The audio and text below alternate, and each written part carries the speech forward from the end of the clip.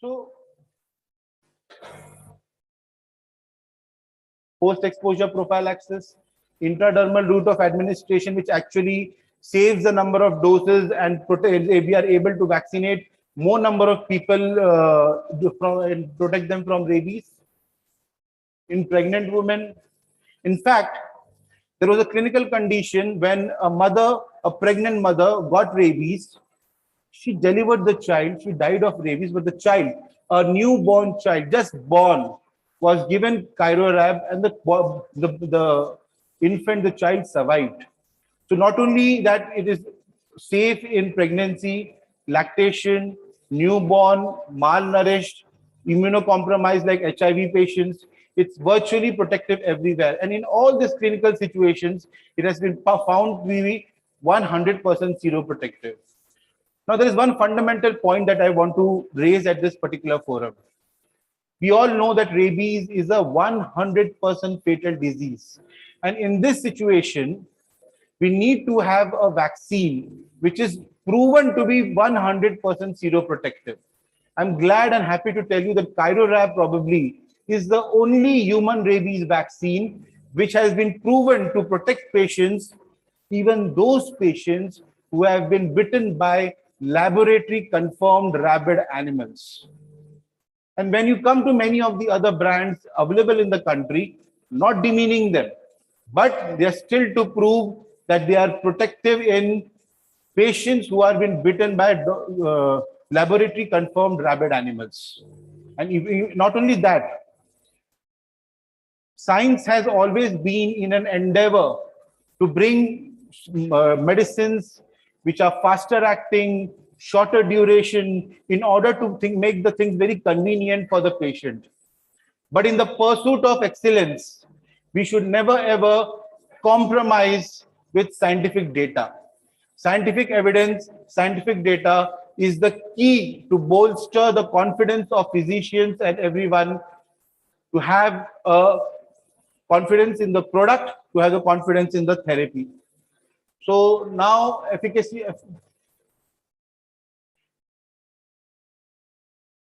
To sum it up, we at Chiron Bearing have continued this legacy for the last 35 years in terms of protection of rabies. We at Chiron Bearing have done virtually every clinical trial to prove our product in every clinical condition.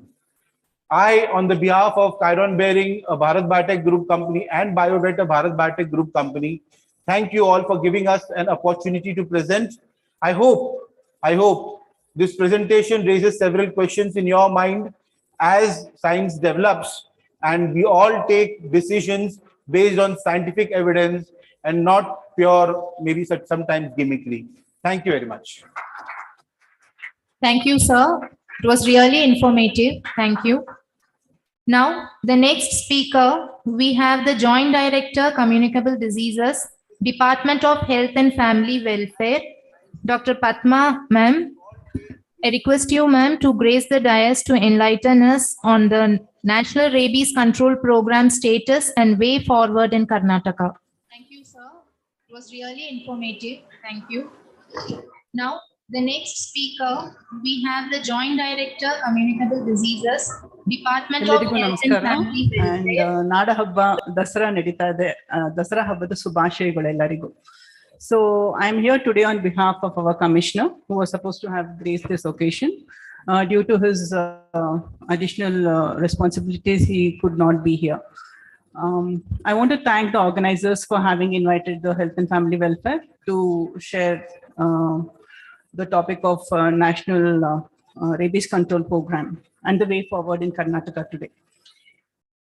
So this is my short presentation. I'm holding the charge of Joint Director for the past 1.5 months now. And this is one of the programs that comes in that division. So as we all know, this comes under NCDC. Dr. Simi Garaval has briefly told about the National Rabies Control Program in the morning. So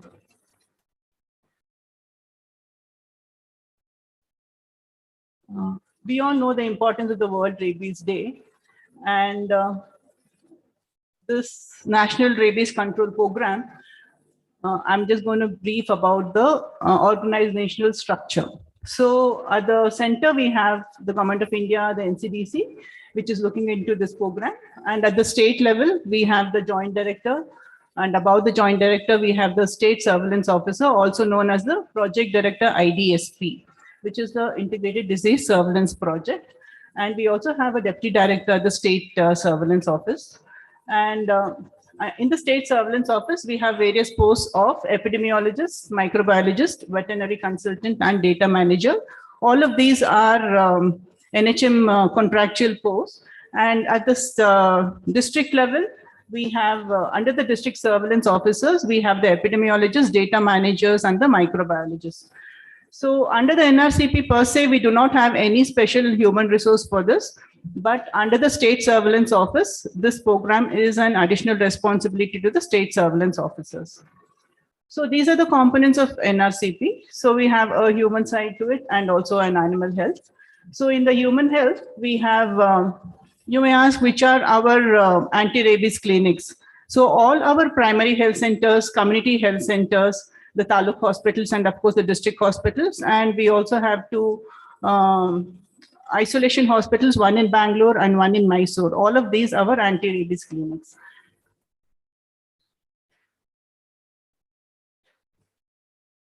Can I have the next one? Yeah. So this is some of the formats that NRCP program has shared, so that this gets collected from the PHC level onwards. So this is a format which it comes from the PHC level upwards. So this is collected on a monthly basis and shared by the districts to the states, which in turn is compiled at the national level. So this has a lot of components as to what kind of dog was it, what kind of animal bite was it a dog, cat, monkey, or was it anything else? And there's also a classification regarding the category of bites. So all of these information gets compiled at the state surveillance unit. So these are some of the records that are kept at the districts. So you can see we have a rabies post-exposure treatment card. This is an example from Koppal district. So they have beautifully printed all of these. There's also a card which is given to the patient, so they know that when they have to come next for the rabies vaccination. So these are some of the registers. We also have animal bite exposure registers, which is maintained. There's a rabies death register and a monthly summary report, which is sent to the state. So this is some of the NRCP data that we have been collecting and compiling. So in the year 2021, in spite of having COVID and the reporting not being so very consistent, you can see that more than 2.5 lakh cases have been recorded. And this year, as on date, we have nearly 2.2 lakh cases that has been registered. And the rabies deaths that we have recorded is in the year 2021, it was 4, and this year we have 6 cases recorded. So this chart, I just put it up to talk about the Integrated Health Information Platform. This is a portal, this is a national portal under which we have reporting happening. So all our health centers are given a unique user ID and password. So using their user ID and password, every sub-center in the state gives us a report. So you can see that S form, which we are talking about, that comes from the sub-center. So they have a set of syndromes which they need to report. It could be fever, cough, diarrhea, or unusual deaths. All of these kind of things gets recorded from the S form. And the P form, that is the presumptive form, that is where we have a doctor and they are doing a presumptive diagnosis. So that P form comes from every doctor's clinic. So you can see the kind of reporting that we have. On an average, we have S form, we have 94% reporting, and P form, we have 93% reporting. The L is a laboratory form. So all our laboratories from the PHC upwards, it could be in the lab in the PHC or a taluk hospital or a district hospital, is also given a unique user ID and password, and they too do the reporting. So I was just talking about IHIP to bring in that we also have to ensure that the same is also translated to the private sector. Because we talk about the private sector catering to more than 70% of the population, but most of the times we do not involve them in reporting. So which could be a big lacunae. So to fill in that gap, through IHIP, we have ensured that we have given user ID passwords to the private sectors also. So we have individual hospitals which can apply and get their user ID password. And you can see we have a district-wise compilation of all such kinds of people who are reporting to us. We have a total of 481 reporting units from the private sector, and nearly 39% is giving consistent reports. And from the L form also, we have nearly 42% of them are reporting. But this is just the beginning, and we really need to have a lot of work to do from the private sector. So this was just an analysis of the animal dog bite cases reporting from the private sector. So you can just take a look at that. So we have an analysis of the government and the private as a comparative statement. So Karnataka totally has been reporting more than 1.12 lakhs of animal dog bite cases, whereas the private sector is only reporting 87 cases.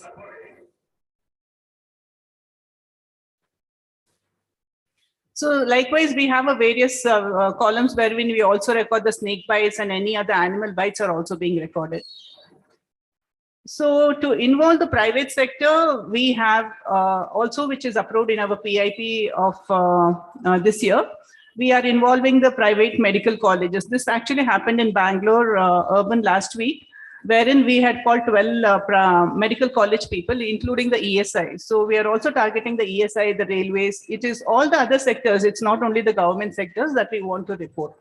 So to strengthen the reporting of all the communicable diseases, not only the bites of animals, we had called this workshop, and we have disseminated the information to them. And hopefully the reporting will get strengthened day by day.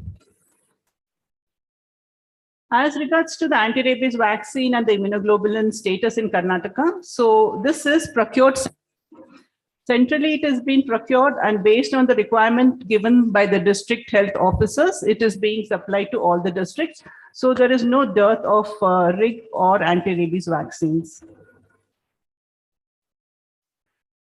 And one of the major components of NRCP is training. So we have planned for training of all the medical officers and also the paramedical staff. So this is already, it's an ongoing activity at all the districts. And the TOTs will be the program officers at that district, and also we will also involve the physicians of the medical colleges in that corresponding district.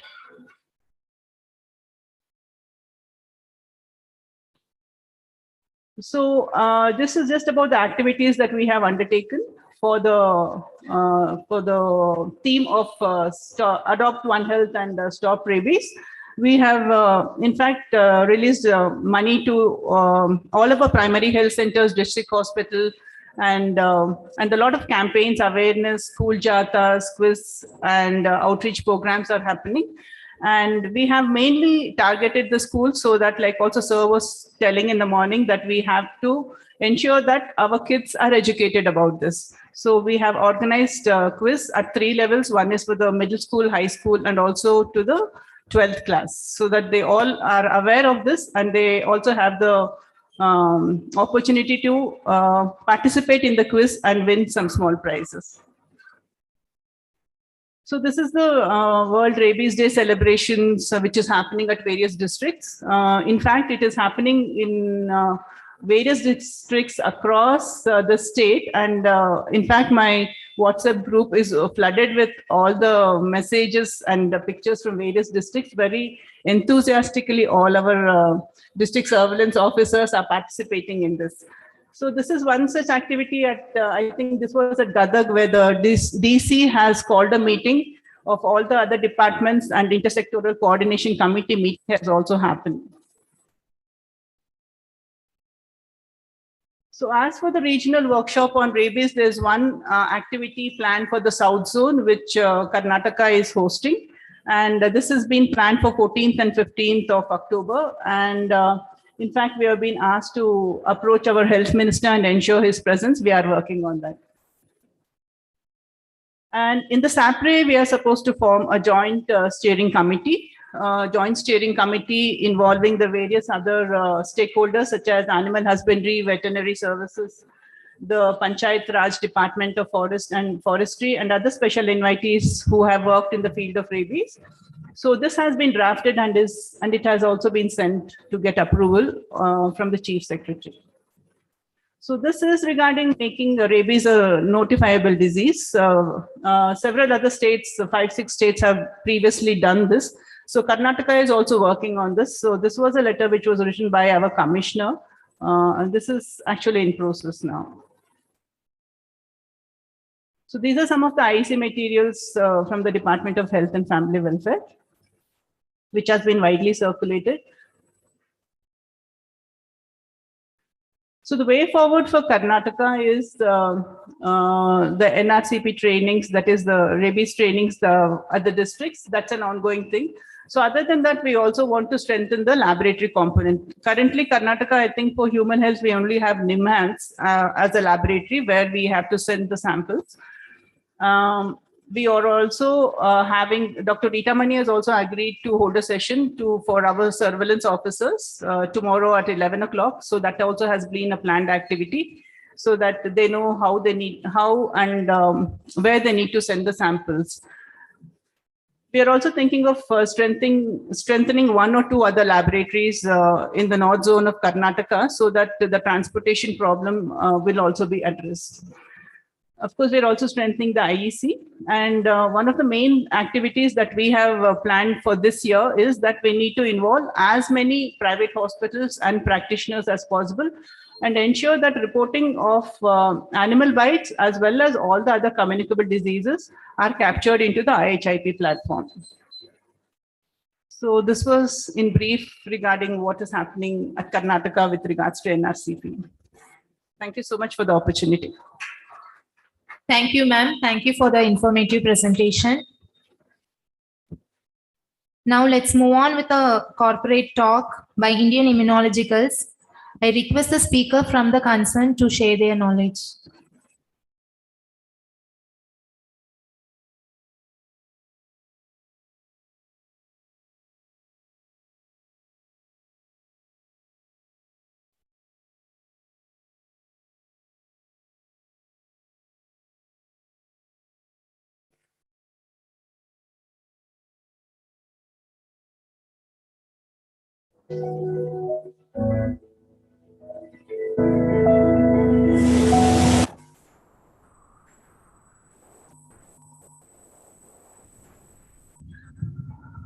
So, good afternoon, everyone.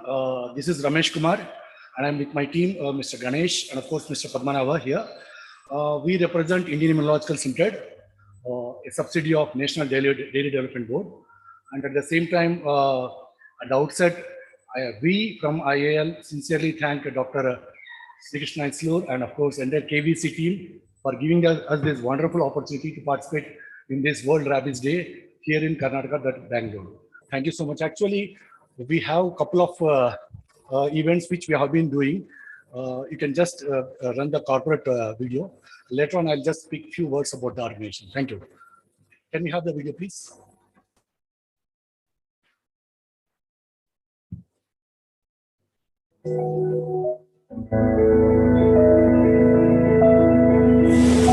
It's a beautiful world.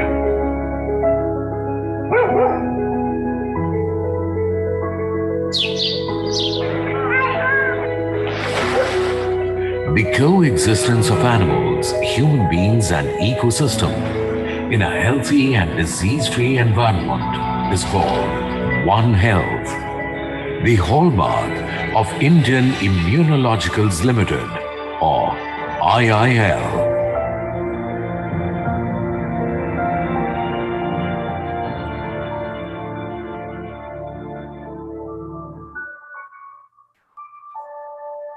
IIL was established by the National Dairy Development Board, NDDB, in 1982, under the visionary leadership of Dr. Verghese Kurian.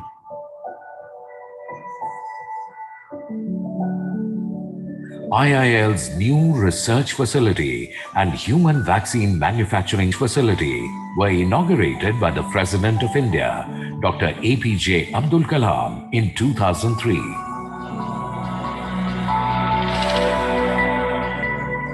research team focuses on scientific discoveries with an aim to develop new and improved human and veterinary vaccines using platform technologies.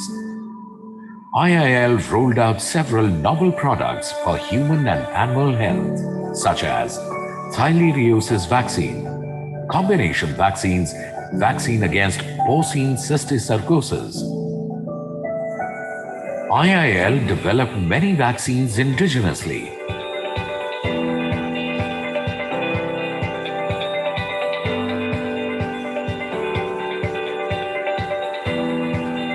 R&D pipeline has several new human and animal vaccines to be rolled out in the near future.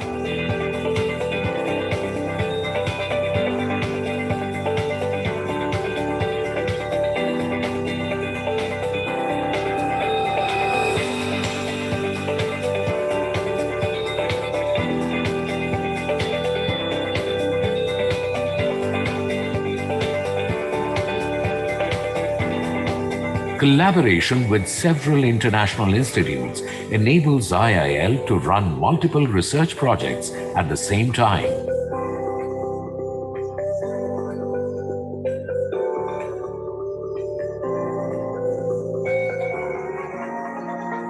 IIL has state-of-the-art manufacturing facilities to produce human and animal vaccines in multiple locations.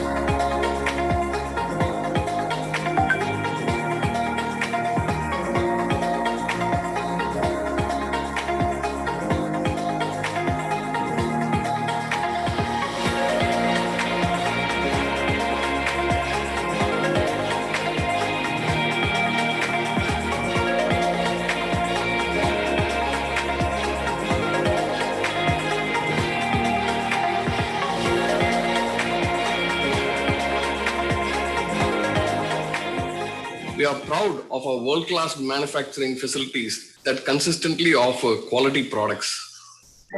IIL is the largest producer of human anti-rabies vaccine, Abhay-Rab. Many products at IIL are brand leaders in their segment.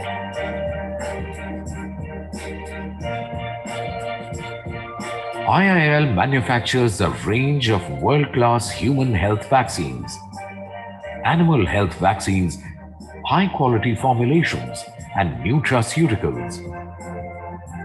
IIL has a consistent track record of maintaining the highest standards of quality with advanced quality management systems, which meet international regulatory requirements. Quality is imprinted in everything that IIL does.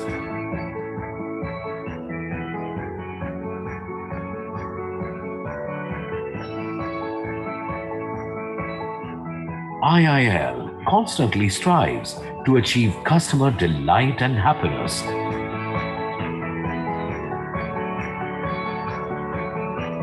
We are truly a One Health company offering cost-effective solutions to address various unmet needs.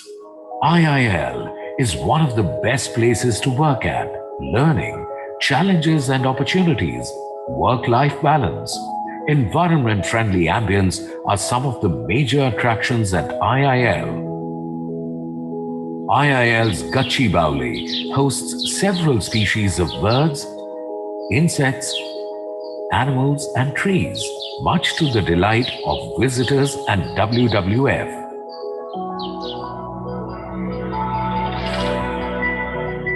The hallmark of IIL lies in its commitment and care for the society.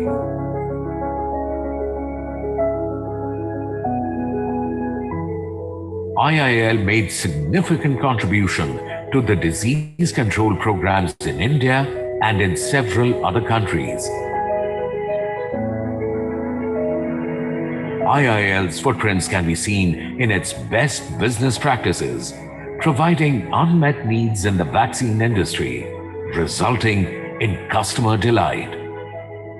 We at IIL employ best business practices and rank very high amongst our customers. It is our committed people and our endless desire to serve makes our company unique and dependable always.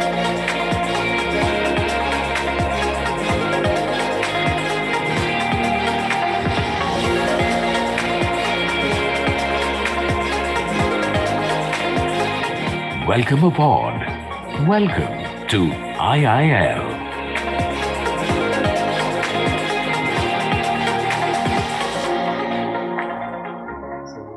Thank you so much, sir, for everyone.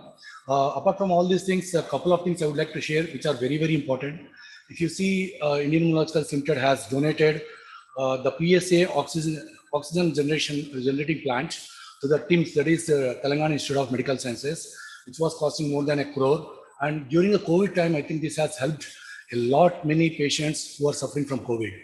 Really, this was a great gesture from Indian Immunological Limited, that's what. And the second point I would like to share is, like recently we have launched the vaccine for the blue tongue disease also, which is called as malarial cattle fever. So that also we have launched in New Zealand with the name as Pristine, sorry. So this is what I want to share.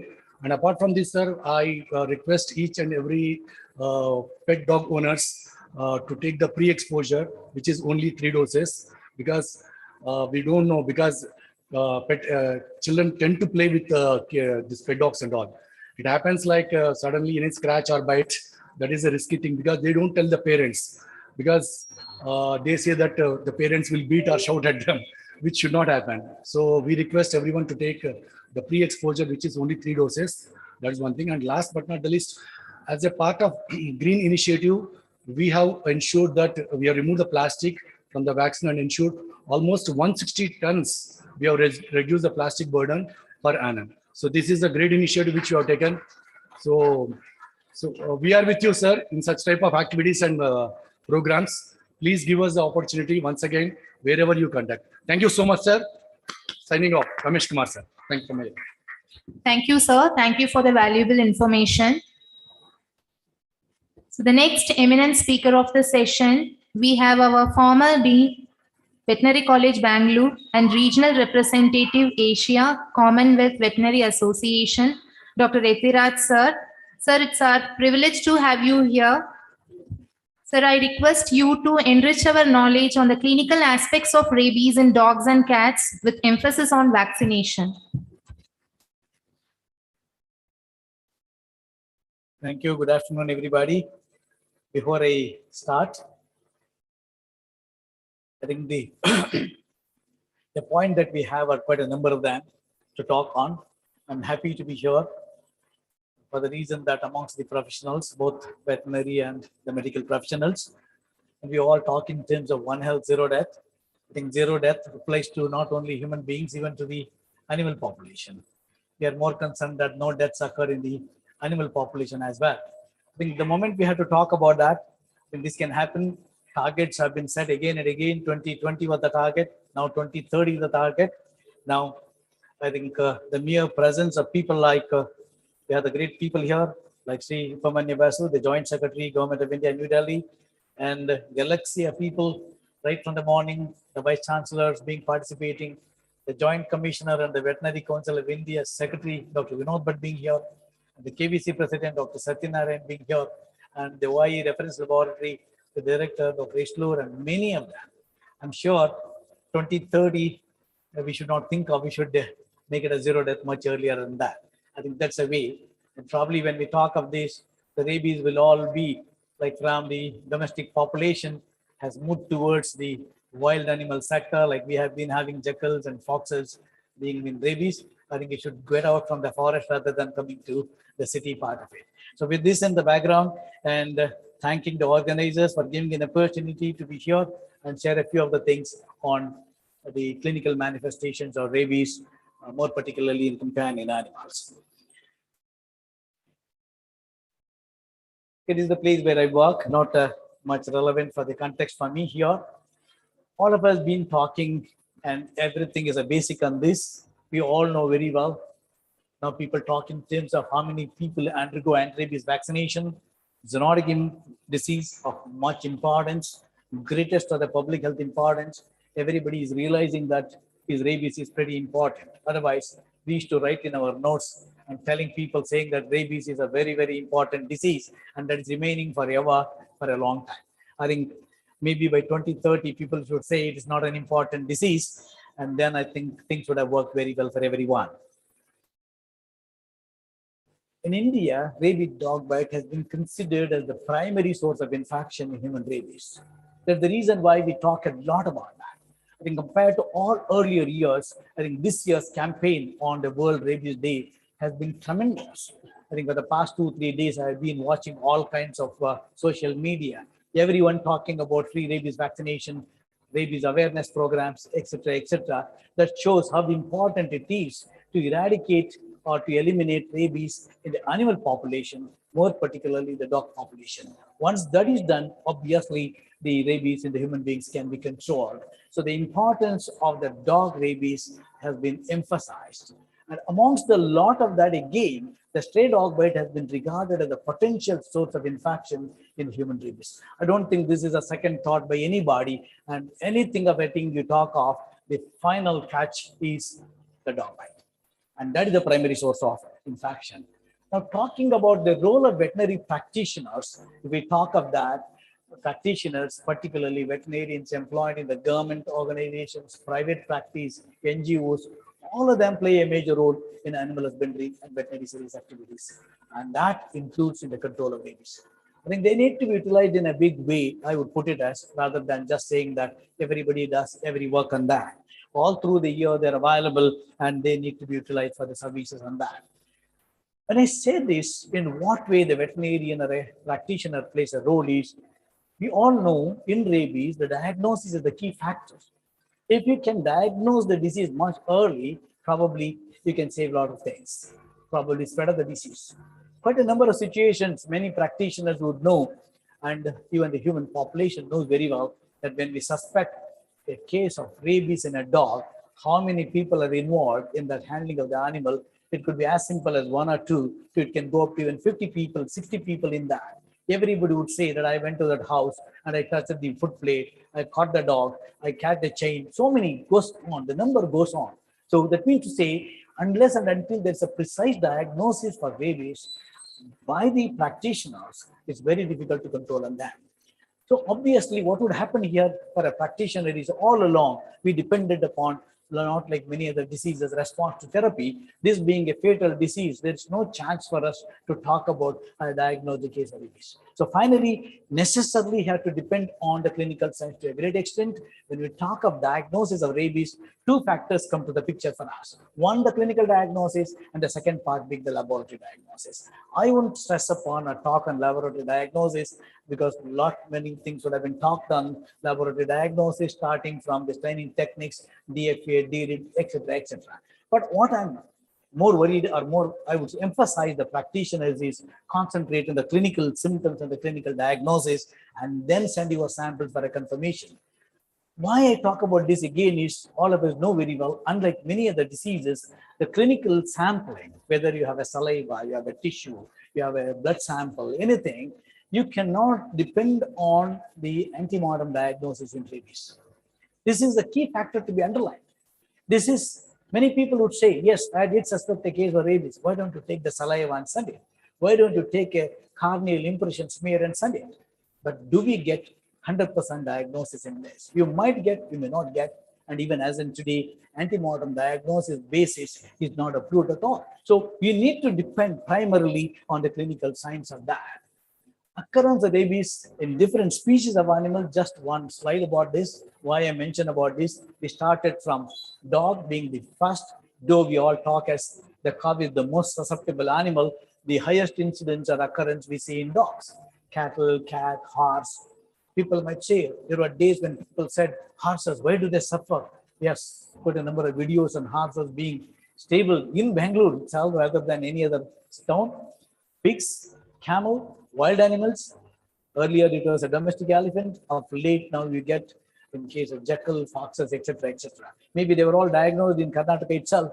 Maybe it says like this. We used to make fun early days. You talk about any disease, you write big projects to DBT and ICR, the disease will disappear. You start a laboratory, the disease will appear. So like that, since the rabies diagnostic laboratory was in Bangalore, probably we could see the cases in jackal and foxes. Of late, we are getting samples into that laboratory. I'm also a little associated with laboratory because it's partially funded by the CVA. So I'm still be the part of the rabies diagnostic laboratory. And those days, people used to get animal. Now Dr. Ishlur gets head of the animals, probably in a bag, and diagnosis is being made. So wild animals are playing a major role in that. Let me not talk much on that. Now coming to the clinical signs for rabies in domestic animals, particularly warm-blooded animals, are highly variable, but most similar in species. This rabies should always be suspected if there is a sudden change in behavior, unexplained progressive paralysis, increased but decreased or normal spinal reflexes. Change in the behavior is the criteria. I don't want to exaggerate a lot of things on that. Recently, maybe just 10 days ago, we had one dog in the clinic where I sit and practice. Came a salivation continuously, and the owner went on telling that in his excitement, there were crackers being burst on the arm. And third day later, it went into a drop jaw. And we were treating this as gastroenteritis initially, went through all kinds of scopies, and finally, it died of rabies. Why I say that is, anything, change in the behavior in this dog was that it became very submissive. If everybody said this was an aggressive dog, we don't know why he has become so dull. Everyone, wherever they went, they said it is dehydrated, it is dull, he's not able to eat, he's dull. But the basic thing was there was a change in the behavior in this animal from the wretchedness to a friendliness, or a friendly dog becoming wretched. Maybe the terms like rogue dogs, etc., are not a term to be used today because everybody talks of rogue dogs, unruly dogs, things like that. That is different. In a road, somebody chases and it doesn't like the sound of a scooter or a car. It chases. So it doesn't become a rogue dog there. It doesn't become a rugged dog there. But a normal dog changing in its behavior is the first symptom we suspected. Pyrexia, all along people talk of this is a neurological entity, there is no temperature at all. And if there's a temperature, don't ever suspect rabies. Because the moment we take pyrexia as a symptom, the change goes towards distemper because they have the similar symptoms on that. But one should remember that change in behavior associated with pyrexia makes you to think of two diseases, one as a distemper, other as rabies, and sometimes listeria. Clinical course is classically described in a book like this as to what we follow. The prodromal period, the excitative or the furious stage, and the third is the paralytic or the dumb phase. All these we read in our books, but unfortunately, the dog or the cat doesn't know I should follow like this. It doesn't know that because somebody wrote I should follow this. You have a situation where a dog from a prodromal phase straight away gets into the paralytic phase, and the course, maybe as we described, like 15 days would have cut short to just 5 days. So not all animals progress through all these stages, and the presentation can be quite variable. Let me look at the dogs and cats more particularly. Why I talk about this is dog and cat is today people talk of saying that how many dogs are there in the India. So many kinds of statistics. One single figure we cannot get. We have cattle census, wonderful. Human census, wonderful. But somebody talks of saying that, tell me the dog population in this country. We start multiplying the number of rabies doses vaccine given, and that is somebody writes it. He will say 60 million. Somebody wrote that 70 million. Recently, I was sitting in a survey analysis. They said only 30 million. That means 3 crore dogs for the whole country. But everybody says on each road you find 4 dogs, 5 dogs, 10 dogs. Then where are these dogs gone? So that means what I'm trying to put across is we really do not have this straight figure of how many dogs we have in the house and on the road. We don't have the statistics of the dogs in the house, then think of dogs on the road. I don't think this survey that we have had till today has not been very, very good on that. Lot many people now say we have the models of modern scientific models or statistics being used for the dog population quantification. Maybe they are agreeable, but precisely there is no figure which is arriving. But what I have read somewhere is 60 million on record. 60 million is a very, very low population as I consider. It's not the way. Now, coming to these farms of these dogs and cats, let me talk about the cats. I was coming to this point. As in today, there are about 5,000 exclusive small animal practitioners in this country today. 5,000 small animal practitioners out of maybe the total of 1 lakh plus veterinarians in the country. So 5,000 doctors, imagine like how many cases everybody would get on cats. Many a times when we talk of the cats, cats consistently develop the furious form of rabies and never a dumb form of rabies, number one. However, the dumb forms does occur rarely. And here, many a times what you come across in them is this, they include strange and abnormal behavior, abnormal meon. Unfortunately, I cannot display them. I have the sounds of some cases of the rabies in cats, which are different from the normal meon.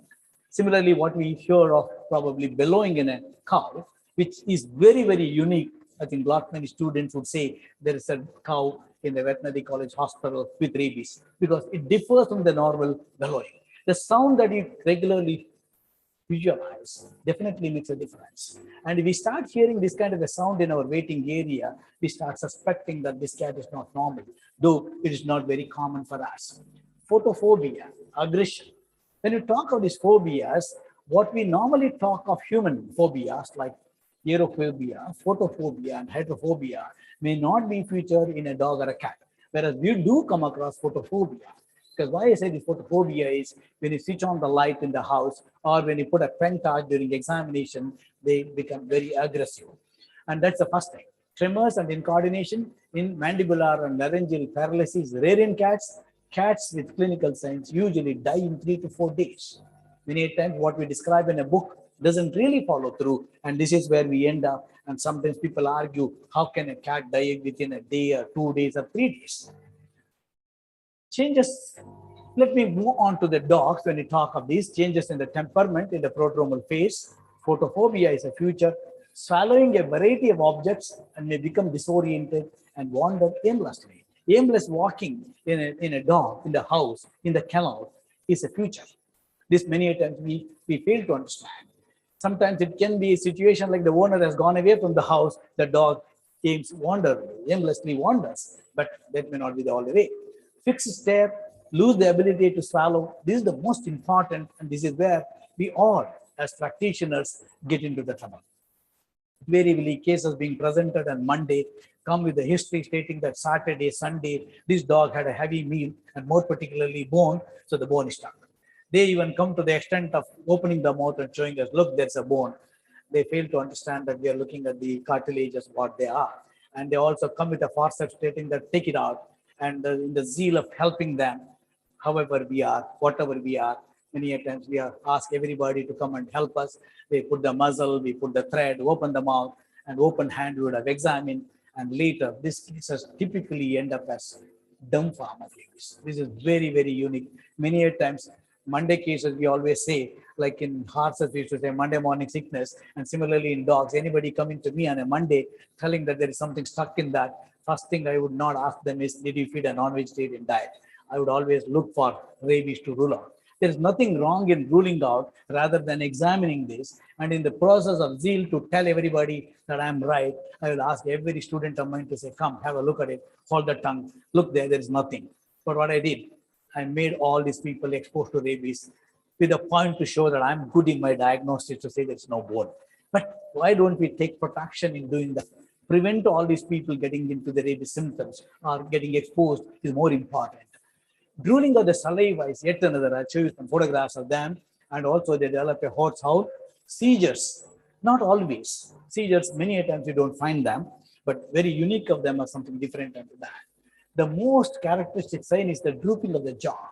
I'll show you some of the photographs. If you regularly examine a dog, many times we say, put the dog down and allow it to walk. The jaw doesn't close at all. Dropping of the jaw is a very unique feature in many cases of rabies. Unable to may emit choking sound, owners suspect that the dog has a bone in its throat, and again, it ends up in paralysis after 2 to 4 days and they die. This is typically what you see in the books of that. If you admit a dog in the cage, they start biting the chain material, everything of that, showing the aggressiveness of that. And this is, you can make out of that saliva, dropped jaw. This is what typically dropped jaw. You examine, observe from a distance, doesn't close the mouth for 5 minutes, 8 minutes, even 10 minutes. This is unique. This is the staring look at that. If you observe, if you make an inpatient and look at these animals through a video, these days many hospitals have a video facility where they observe their dogs, look at the salivation, and this animal is looking at the sky. people do talk of saying that there's a star in the sky, the dogs look for that to go there. So this is not that. This is probably it knows that it's going to die and looking at the sky for the stars. This is the objects being given to them and they start biting everything on that. This is a shared picture of that. Very unique of them. You find all this. This is where I wanted to show you because all the time, this is very unique. You can make out this is a lesion, there's salivation. And this dog also sometimes gets in as rabies. In the zeal of over-diagnosing rabies, every case of this also ends up in this. This is a case of typical uremia. And you can make out the saliva. This is typically blood-tinged saliva, which is not a feature in case of rabies because there are no reason for an ulceration to occur in rabies. So you need to be worried about such kind of cases and they should not die of starvation. And you put this dog for observation for 10 days without food, is going to die. And in the postmortem room or in the microbiology laboratory is given as rabies negative, then we'll start questioning the laboratory diagnosis. And I'll say, I saw a pure clinical case of rabies, but it did not die of rabies, obviously, because it's not rabies. It died of starvation, it died of inanition, it died of dehydration, or it died of uremia. Maybe when I say a blood test for such animals, people will say, how do you collect a blood sample? Here is a situation where I put this dog on the table. The saliva is the most infectious. I am prepared to take a saliva for a test, but I'm unwilling to take a blood sample from this dog. This is very, very bad of that. And you do that, and probably you can differentiate uremia, oral ulcers cases versus rabies cases. And this is also, you can look at the ulcer on the palate. This is not a feature in case of rabies. This animal will never open the mouth, and probably they will say, look at this dog, it's very dull. As I said, my first statement, change in behavior, even in uremia, the animal is dull. So you need to differentiate whether I'm talking about rabies as a change in temperament or a disease process. These kind of animals, instead of many people examining, whoever wants to examine, get protected, wear the kind of gloves that is necessary, examine these animals and never get bitten by these animals. The excitative phase stage will last for about 2 to 4 days. Animals become increasingly nervous, irritable, vicious, and more likely to bite and attack other people. It could be the dog, it could be the human beings. This is the time when probably not many people get bitten, disorientation, difficulty in swallowing, drooling, and frothing of saliva. This is very peculiar. Dogs might show pica, eating unusual objects. There are cases when we get these. People come in saying that this animal has a wood piece in his stomach. This has been seen at postmortem many times in the veterinary college hospital as well. Stone being taken by these. That's why it's many a time atypical symptoms of this. Why it eats, it doesn't know. Pica is a change in behavior. It could be because of a deficiency, but could be change in behavior as well. The excitement phase may last up to a week. Sometimes animals progress directly from the prodromal phase to the paralytic phase, and you don't have the excitative phase at all. Paralytic phase, this is muscular rabid animals progress right through incoordination and convulsions. Gradually, it leads to generalized paralysis, coma, and death. In clinical cases, the clinical signs lead to death. However, there are rare incidents of recovery, but no scientific evidence. People talk of maybe wrong diagnosis and say recovered, but you don't find a published data of recovery in these cases of these. The classical signs are no fear in others. Let me leave this. But what the point you need to remember is, remember that the most typical thing about rabies is that it can be atypical. There are atypical forms of rabies which make us get exposed, and this could be atypical symptoms, could be many things like this. They can eat stone, cloth, etc. Chewing of the inanimate objects like the neck belt, which you have tied them, chain, which have been put in as a restraint for the purpose, it can start chewing that itself. These are the atypical symptoms on that. Let me get back to that. Please, will you show that video? Will you show this video, please? This is for a dog rabies. Previous slide. Okay. Go back to the base presentation and we can take it from there. It is taking time. I will move to these slides. Yeah, this is the one. I think we have this. Look at this kind of way, the aggressiveness in this animal. It cannot stop it at all. You cannot put it out from this. Sometimes people hit them on the head, they die, and very bad of them. There are many of them, but I just wanted to show one video because it's pretty difficult for us as practitioners to digest, because we know for sure that this dog is going to die. we cannot see that kind of a video continuously after that.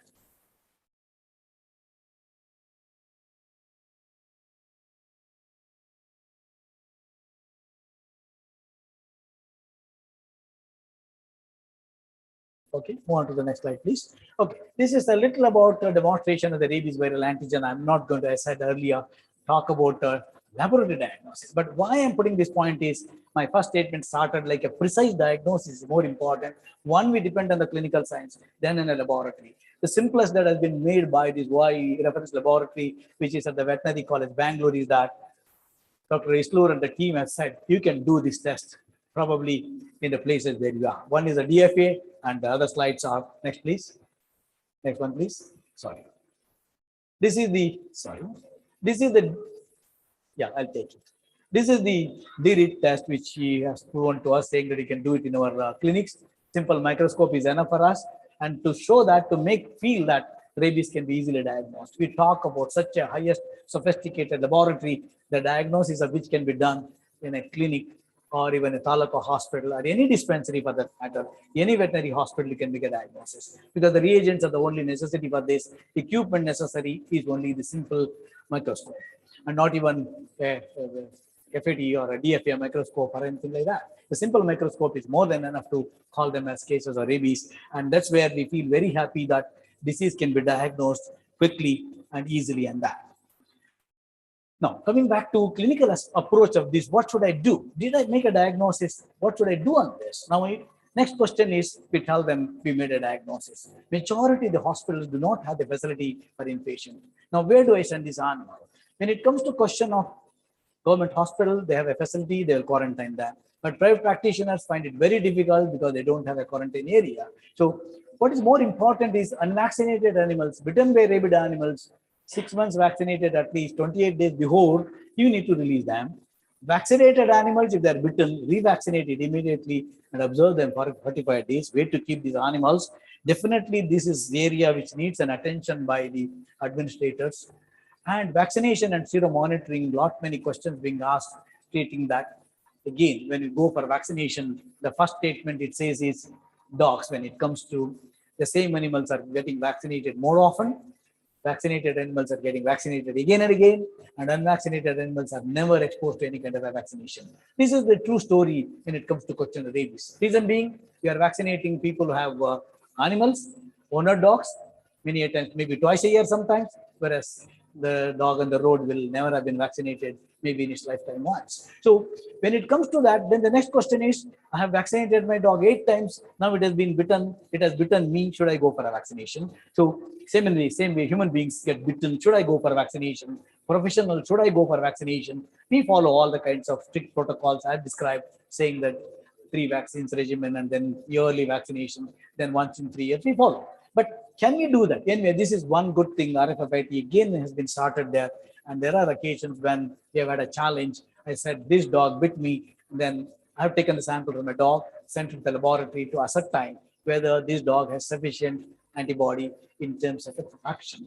So in such cases, we have said it is left to you to go for vaccination. But if you still have a fear, go for a vaccination. Because in the human population, there has been not a regular vaccination, unlike professional body vaccinations. So this is pretty important, and sero monitoring is very good. More laboratories in that kind will definitely help on that.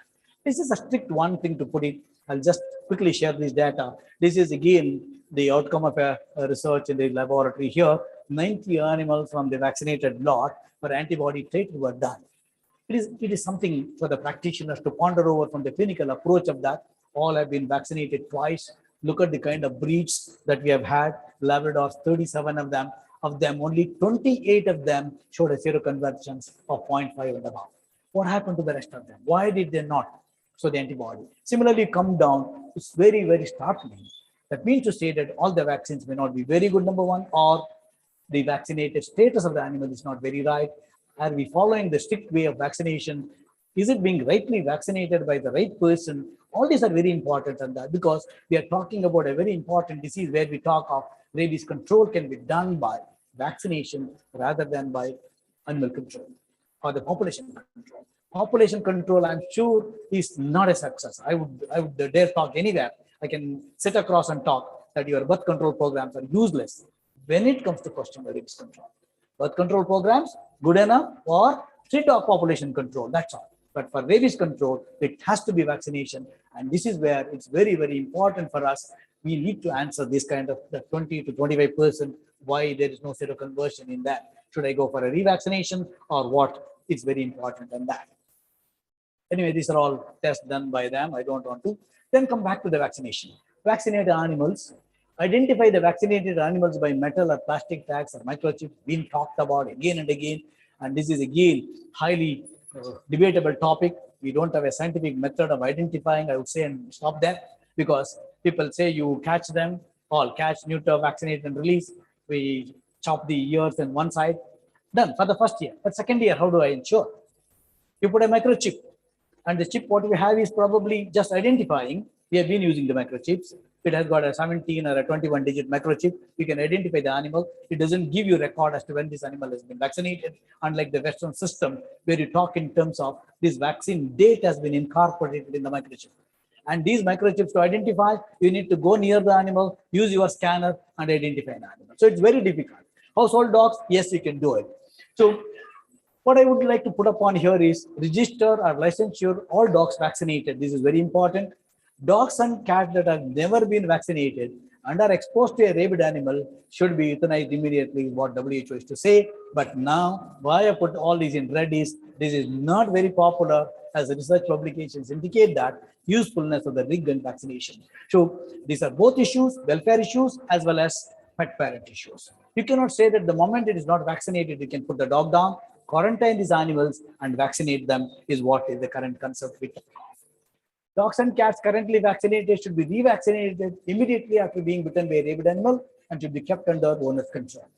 If you have the facility for RFFIT, get the titers done, otherwise vaccinate. Again, unvaccinated livestock was an earlier concept saying that you should euthanize them, but Indian conditions, Asian conditions, nobody would accept. So there's a rethinking on the vaccination and people have been vaccinating these animals. Vaccinations, let me skip all these. Nerve tissue vaccines are not being used. Tissue culture vaccines, again, modified live vaccines not used. All the vaccines that we use in dogs are inactivated vaccines. Cell culture vaccines, both BHK21, everybody has been using this. Monovalent inactivated vaccines and combined vaccines, both are available. Combined vaccines with distemper, hepatitis, parainfluenza, lepto, parvo, corona, and rabies, or combinations of these. But monovalent vaccines are better. Dose is 1 ml. Age at primary vaccination is 12th to 13th week. Rarely people come across to say that I need to get vaccinated at 6th week or 8th week. Doesn't matter. You can go for vaccination, but there is a mandatory requirement that you vaccinate them at 13th week and 16th week, irrespective of what age you started on that. 13th and 16th become a mandatory on that. And you might have to do 3 or 4 doses if necessary. Route of administration, again, not many people debate on this, intramuscular or subcutaneous, but the final WSA Wasava guidelines says now, even the WHO and the FAO all are following the Wasava guidelines. Wasava guidelines just says it is not a schedule, it is a guideline, and it says go as per the manufacturer. Majority of them can be used both intramuscular and subcutaneous. Oral vaccines are becoming these days popular, but still it is not very popular in India. Some countries are using it both for domestic animals as well as for wild animals. Annual, subsequently annual or triennial vaccines, majority of the European continent and American continent, they use once in 3 years, but under Indian scenario, it has been suggested that we should use it annually, and annual vaccinations are done. Vaccine selection, vaccine administration, this is very important. Vaccine administration of late, I don't want to debate too much on that. I want to stress upon because there are many administrators here, people from the BBMP, everybody who vaccinates matters a lot. Because you store the vaccines, people would say this is an inactivated vaccine. Why not I use it the way I want? Keep it in your packet, then load it in the morning, use it in the evening, and say it's a killed vaccine after all. But you're injecting a protein. It is not whether live or inactivated. Number one. Number two, route of administration, equally important. How much of the dose went in, how much spoiled, how much got spilled. Did I really do the vaccination? Very important on that. Not many people, when I say by a qualified veterinarian, this is as per law. As per rule is vaccination for rabies should be done by a qualified veterinarian. Lot many people are using qualified vaccinators. I don't know who gave them a certificate as qualified vaccinator. There's nothing like certificate as qualified vaccinator. People are using it and then also follow the vaccination certificates. Many kinds of formats are available for rabies vaccinations. These are the international formats of vaccination where you talk of the manufacturer, the lot number, the route of administration, everything has to be done. Not just say that vaccinated and we get stickers, anybody can sign and probably even the dog owner sign and they don't put any KVC registration numbers. It's a mandatory requirement that all these are filled when you say if this animal has been vaccinated. This is for the combined vaccinations where you talk in terms of even other diseases. This is adverse reactions. People talk in terms of there are no adverse reactions at all. No company would claim there are reactions, but maybe on record it's not there, but I would not agree. There have been reactions of the vaccinations, more particularly breeds like Pug, Shih Tzu, Dachshunds, and Apsu. We do find reactions, but not fatal. But there are occasions where we have ended up in reactions of a fatal death immediately after administration, within 1 hour, animal going into complications like vomition and diarrhea and dying of that. It's a very bad reaction of such kind of things, and cannot say that there are no vaccination reactions. Accidental human exposure to vaccine. This is many a time does happen while vaccinating. Instead of vaccinating the animal, we get poked. So the question here is what will happen? This is a killed vaccine, not a big issue, but still I should not advise too much on that because it's a human issue. Please contact the human medical doctor. You would say that way. But for me, if it is poked like that, I'm not bothered too much about that because it's a killed one. And also disposable needles are being used, not a big issue on that. Post-exposures, wound treatment, vaccinations, immune status is considered protective if the dog has undergone minimum of 2 vaccinations. Otherwise, it is not considered. When I say 2 vaccinations, now it's something like this. This dog, I found it on the road. I have done 1 vaccination. It's again bitten. For me, it is not a vaccinated dog because it has not received 2 vaccinations. And lot many things of these has to change. That's the reason why I said we need to talk about immunization. And the BBMP also, last meeting, we did talk about saying that instead of 1 vaccination, vaccinate twice with an interval of 21 days. If we just vaccinate a single way, and it may not be an appropriate method, and they may not carry sufficient titers. 1 dose following bite from a suspected or a rabid dog is the standard procedure recommended by the WHO. This is being followed by many people. Rabid dog bite, this is what euthanasia or vaccination. WHO euthanasia, but people recommend vaccination. Good enough. You can go ahead with that. Suspected cases, observe these dogs for 10 to 15 days. Go ahead with vaccination schedule of 3rd day, 7th day, 14, 28, and 98. Same subcutaneous or intramuscular. Intradermal vaccinations have not yet been approved, even as per the VASAVA guidelines. So still it is going as IM for subcutaneous. However, you can talk in terms of these, like as per the recommendations of this post-exposure vaccination should not be practiced on animals is not a thing to being accepted in many parts of the world today. So both vaccinations and rigged being followed, people can afford. The equine-immunoglobulins being used in animals has been very well accepted. State dog vaccination, dogs under the jurisdiction of the government vaccinated in certain areas as a control measure for rabies. With the reduction of the dog population as ABC program is followed, and in this CNAR is being practiced, but alone is not enough. Education programs are important on school, lot many things we hear on that. Educate clients and collaborate with the health departments, local animal control services, state departments, assist the animal owner in what is to be done in the event that a pet animal is exposed to a rabies or a presumable rabies animal. Is the client education which should start in every clinic or in the outpatient wards. Education should continue on the promote on the population control, educate and sensitize on the responsible pet ownership, conduct anti-rabies campaign in the area of operations and control in that way. And yet another pet travel scheme. This is very popular these days because you cannot travel to any country without certified certificates or the certificates in terms of antibody titer. We were all very happy for a short period. The OIE laboratory, what they were giving the titer, they accepted it in the whole of Asia and even in America it is being accepted. But in the last year, they gave a direction stating that CDC gave us issue stating that OIE is not at the Karnataka laboratory. Right now, what you have, it needs a registration. I think Dr. Isloor is in the process of getting registered. It might take about another 6 months. Once that is done, I think the dog going out of India with an antibody titer done in India will be valid. But as of now, only Asia is accepting it. And for all other samples, we are sending the samples out of the country, and we are sending it to Europe for all the European countries, and America except from anything approved by the CDC. And that's what is going on that. These are the schemes of the travel. Walks on like that. Thank you very much for your patient hearing.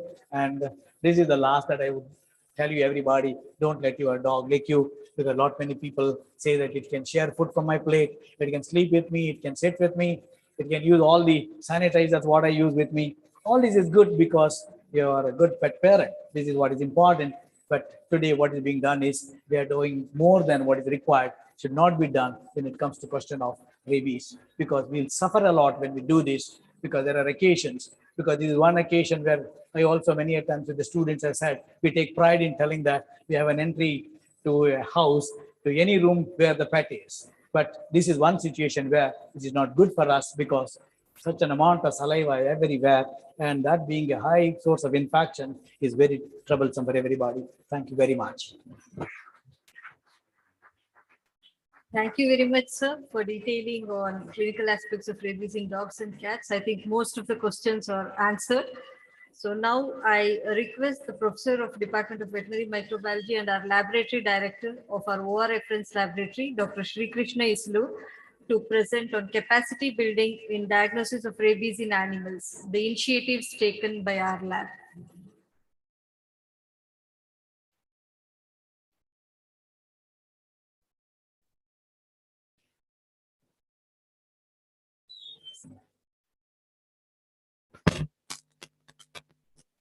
Good evening to you all.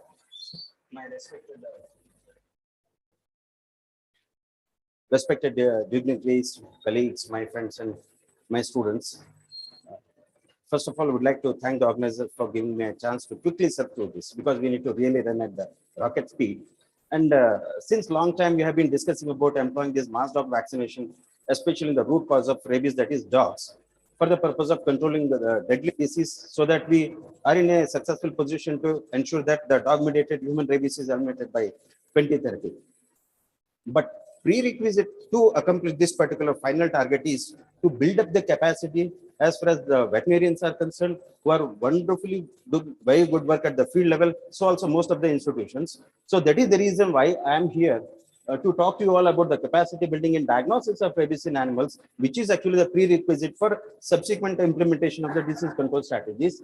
The initiatives that have been made by the KVAFSU-IAHVB rabies diagnostic laboratory located in that. Next. Yeah. You know why we are all here today. In fact, it was the same day when the first human being was actually saved from this deadly disease, rabies, by being vaccinated. The vaccine was developed by the great person, the Louis Pasteur from France. No need to put into the details of rabies. We had eminent speakers who enlightened us with various aspects of the clinical aspects of rabies. But what I just would like to emphasize on this platform is, it is not just the dog bite, the bite from various species of animals with reference to various wild carnivores is also responsible for transmission of the deadly disease. Yeah, there have been several reports. I just would like to emphasize on this particular slide. Now, you know what actually is going on in the state of Kerala. The team from central government, they are already there. They are already doing a lot of field-based investigations as far as the death in case of human beings because of rabies is concerned. Thanks to my mentors, Professor Abdul Rahman sir, who was the then president of the Commonwealth Veterinary Association, my yet another mentor, Dr. Yatraj sir, and it was their support, it was their involvement that actually brought this international facility of a diagnosis of rabies at our veterinary college. Sir, thank you so much for being here. In fact, it is the same platform where the inauguration of this particular laboratory was carried out way back in 2013. How fast 9 years are already over. And since then, absolutely no looking back, series of, I think, so far nearly 50 national level training programs have been conducted in the lab. So also we had chance to visit various other veterinary institutions in the country, so that we train more and more number of people. As far as the mandates of the lab is concerned, we have both virus detection approaches as well as the detection of vaccinal antibodies. Dr. Yatiraj has already briefed us about it, about the DFA, the application of dairy and molecular aspects, primarily for the purpose of understanding the molecular characterization of rabies virus, which is lurking in the country. And this is primarily employed for international movement of these pet animals with reference to dogs as well as cats. And then this is the ELISA that we have already developed, the recombinant G protein based ELISA, which is able to quantify the exact anti-rabies vaccinal antibody titer. Once that the country is going to implement this MDV strategy, mass dog vaccination, then we have to have some tool to actually estimate whether we are actually in the right direction as far as undertaking mass dog vaccination is concerned or not. This is going to be very, very useful tool for not just the country, but for most of the South Asian countries. Yeah, this is the kind of network that we have established in the country itself through extensive training program for the veterinary faculty from various veterinary institutions in the country, because we would like the technology to be reaching the complete state of the Karnataka, not just Karnataka, but in almost all the states in the country. That is where we have been really successful. Thanks to the team from CDC Atlanta as well as APHA, who had actually visited us, trained our Indian scientists, Indian veterinarians. Our team had also chance to visit these institutions and bring back this technology to our country. Just the glimpse of a series of the national level training programs as well as the international level training programs that we have already conducted in the past 7 to 9 years. Our team had also chance to visit various of the veterinary colleges, including Lakshadweep under the WHO program. Until then, I was so ignorant that Lakshadweep Island do not have even single dog. Whereas in Andaman and Nicobar, we have the street dogs. And then WHO, they didn't simply go by the historical basis that these two islands affiliated to our country, they're actually free from rabies. They wanted our team to visit these islands physically, and then I had a chance to visit these Lakshadweep. We trained veterinarians there. Since then, they have been submitting cat brain samples. And then, thank God, so far, not even a single cat brain sample from any of the islands of Lakshadweep or single dog brain sample from these Andaman or Nicobar have been found to be positive. And that report was already submitted to WHO. They are very happy with this lab-based evidence. Just a glimpse of the same thing. This is actually the game changer. One of the major concerns for the field veterinarians is to break open the skull cap and then take out the complete brain. And that was really taking time and very, very cumbersome. So this is the modified method of a CDC where within 10 minutes of presenting the carcass, the brainstem can be collected. And a series of such training programs we have already conducted in India. And this is just WhatsApp-based instructions are being given to the field veterinarian. This is just like the 3 Idiots movie, where at the end of the movie, the heroine, she actually through the Skype, she gives instructions to the hero of the movie who doesn't know ABCD of the biology. But that Skype was the real tool that helped them to undertake the delivery of the baby successfully. So what we have done is, we have simply copied that particular approach, just get connected to the field veterinarians through this WhatsApp video call, just catch hold of somebody and then show how exactly to approach. This has been really successful. Even without undergoing practically oriented training program, they have been able to collect the brain sample through simply this. Yeah, some of the glimpse of our field veterinarians trained right from Assam down south up to Kerala in different species of animals. So this is the trend of occurrence of rabies in the country itself. On an average, nearly 70% of the dog brain samples that we have been receiving in our lab, so also in most of the labs, have been found to be very clearly positive for rabies viral inclusions by DFA. We have been employing this, we have been finding out this particular figure, but here this is very, very interesting. So I think this could be attributed to the kind of vaccination strategy which has already begun, and then more and more number of brain samples are being submitted. So it's so clear, you could see 2013 our laboratory was actually established. Since then, because of this training, because of the kind of confidence that we are trying our best to infuse in the field veterinarians, more and more number of brain samples are being submitted. That's very clear. The blue bar indicates the number of samples, whereas the red one indicates the positive. Even the number of positive cases are also reducing. So also the suspected cases of rabies, they're also reducing. This is one good indication for us. But one of the major concerns is we are actually able to detect more and more number of livestock positivity as far as the rabies is concerned. This is one issue. Maybe we have to think of undertaking pre-exposure vaccination even in the large ruminants, cattle and buffalo, which we have already advocated to the field veterinarians. It is not just the dogs and cats and livestock. even wild animals. As sir mentioned, we have received these wolf-fed brain samples from Maharashtra, and then jackals, and then wolf-fed, then a couple of other wild species. So this one elephant, this is very heart-touching episode. One baby elephant that actually died of rabies, and because of the constraint of time, I'm not able to share this touchy story. This happened some 3-4 years ago. It was actually maintained that million itself. In Samastipur in Bihar, they didn't know how to actually diagnose that. One Dr. Thapa had to fly from Nepal to Samastipur, this partner, then to Samastipur. He actually suspected that, yes, perhaps this baby elephant is actually suffering from rabies. And then by then some 30 or 40 mammoths had already examined the oral cavity without any kind of gloves. Then it died off. Then the Dean of Veterinary College, he contacted us. Then we gave them instruction how exactly to collect the brain sample. And then you can see this. These brain stems as well as the cerebellum, they were shipped our lab. Then immediately we tested, see what a clear rabies viral inclusions could be detected. Immediately we, in fact, I had a chance to directly speak with the owner. He was crying like a baby because this baby elephant was given so much of love and affection, not less than any of their family members. Happened precisely 4 years ago. But we need to save all those 30 or 40 people who had maneuvered the oral cavity, because saliva is a very rich source of virus. Immediately they were all subjected to PEP. Thank God they're all safe as of now. Just last week, again, I spoke with the owner of that baby elephant that died of rabies. And precisely 15 days before this particular elephant died of rabies, its 8th birthday was celebrated. The 50 kg cake, and it is holding that knife and then cutting.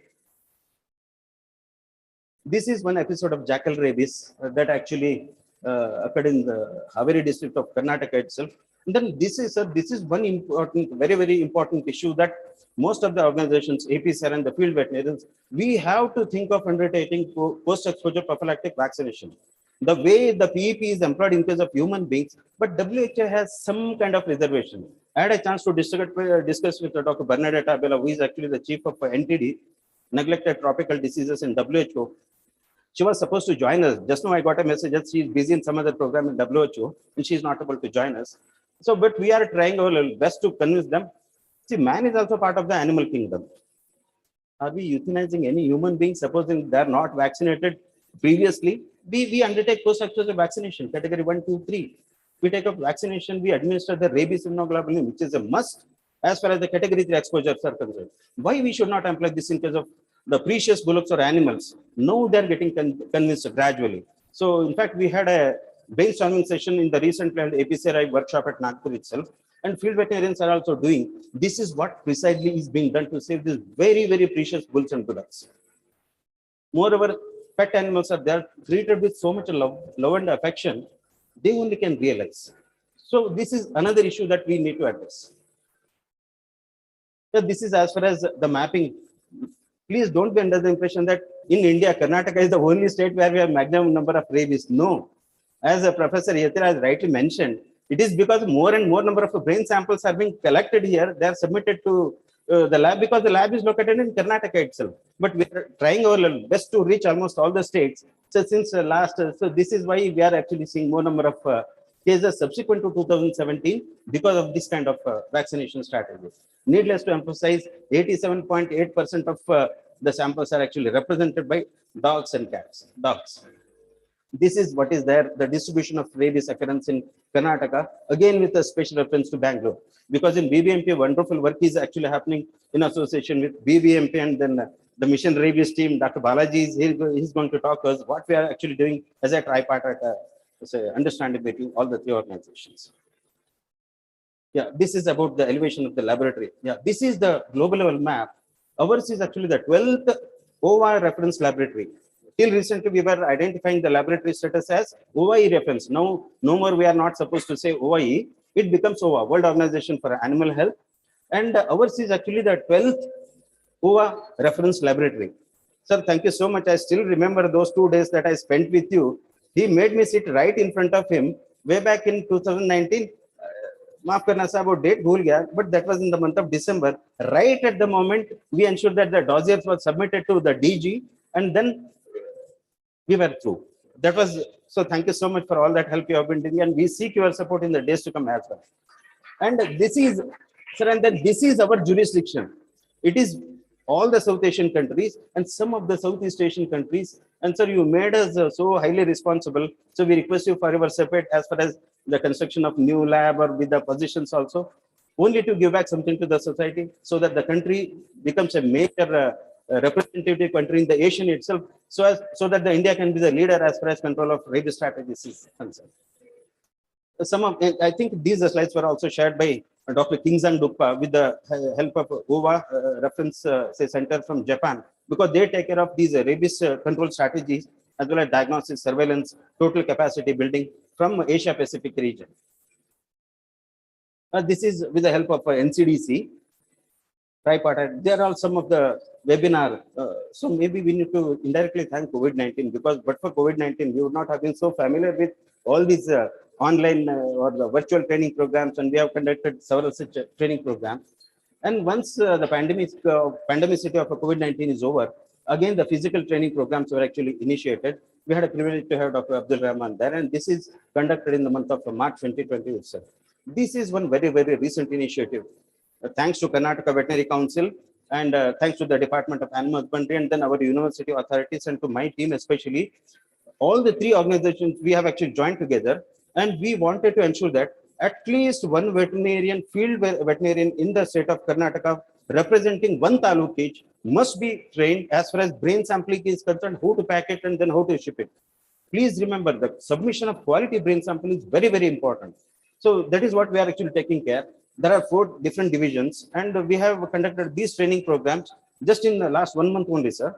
And each of the 4, there are total 5 veterinary colleges in Karnataka. Of these, in 4 veterinary colleges located in 4 different revenue divisions of Karnataka, there we have conducted the training programs. It is not just for the field veterinarians, but also for the faculties in pathology, microbiology, so that the samples are submitted to these departments, so that the diagnostic approaches should be decentralized, so that they should be able to get the result as early as possible. We don't expect them to send the samples all the way from Assam to Bangalore Veterinary College.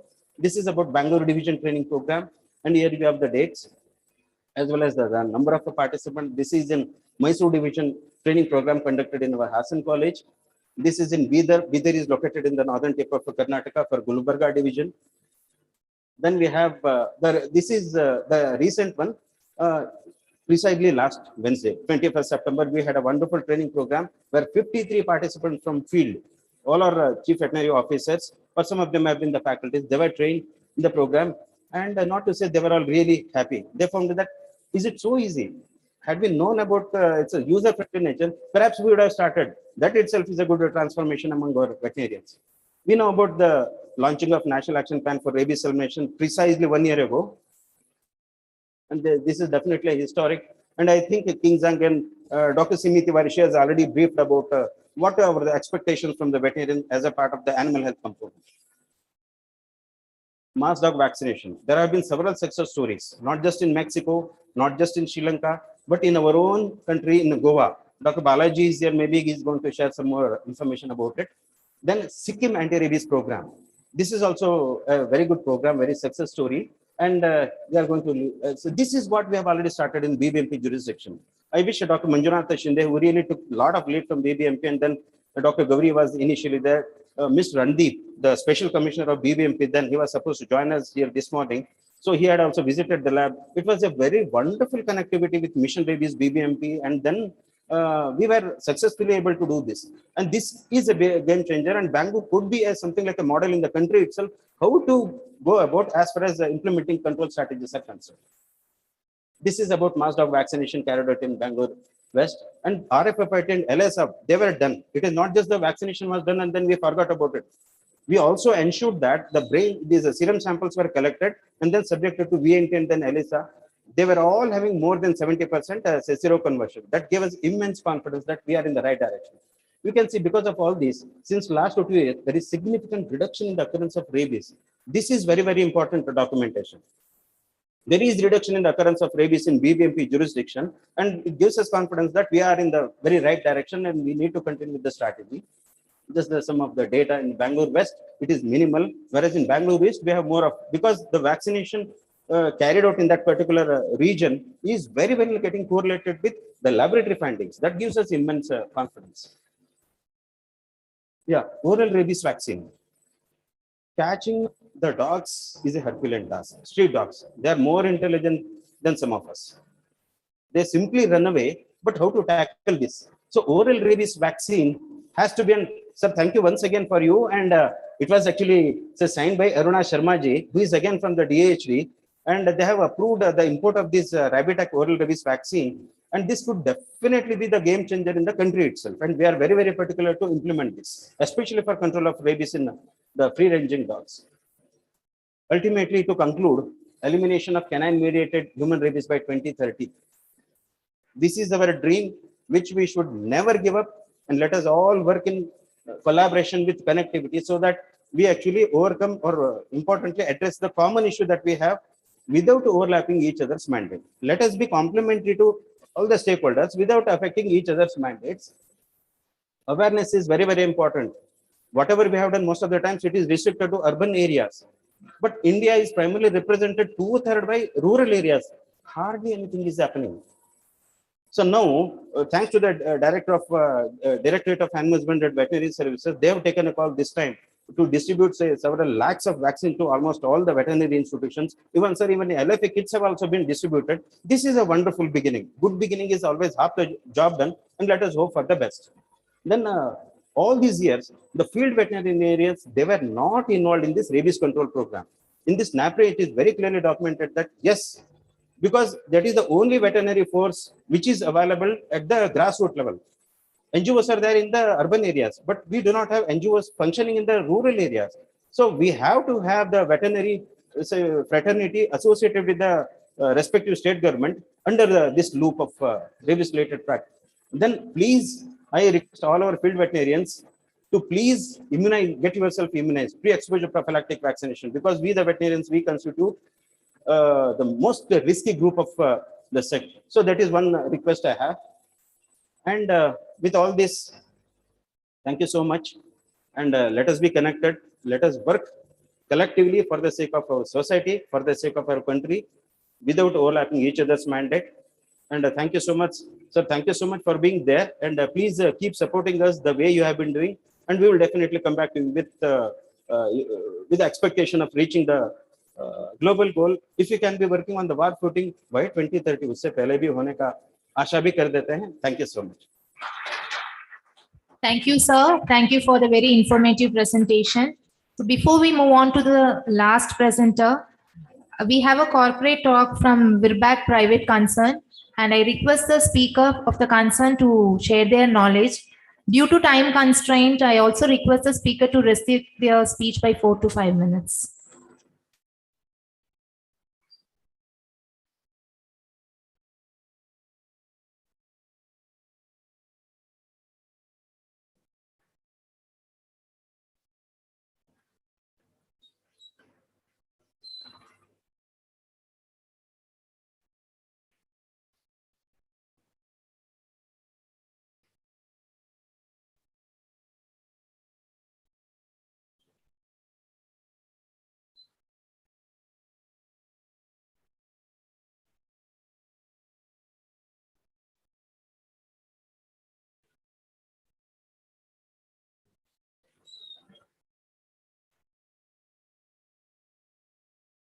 Jai Balla Balla.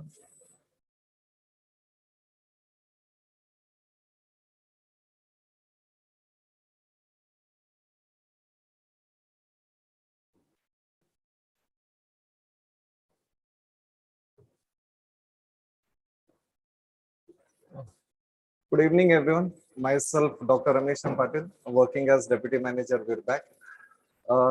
Already most of the things have been taken by Dr. Etiraj sir and Islo sir. So just a brief about some of the things which have not been taken, I'll take about, and thereafterwards, I'll be talking about Virbag's initiatives and Virbag's vaccines. So as you already know, the theme is One Health, Zero Death. Basically, you all might be knowing that except some of the countries like Australia, Japan, New Zealand, most of the Asian countries and African countries are quite prone to rabies virus. So basically, we are focusing that at least in our country, we should eradicate rabies as early as possible. Now, coming to The history you already know that we are celebrating today was the Rabies Day, particularly in remembrance with Louis Pasteur, who was the first vaccinator and who discovered vaccine, who invented the vaccine. And thereafterwards, coming to the statistics, most of it has already been listed. So coming to Indian conditions, yes, it is quite fatal. 100% it is being fatal, and most of the veterinarians who are working in field are regularly being advised to take pre-exposure vaccination. Now, I'll be taking about some of the myths which are being associated with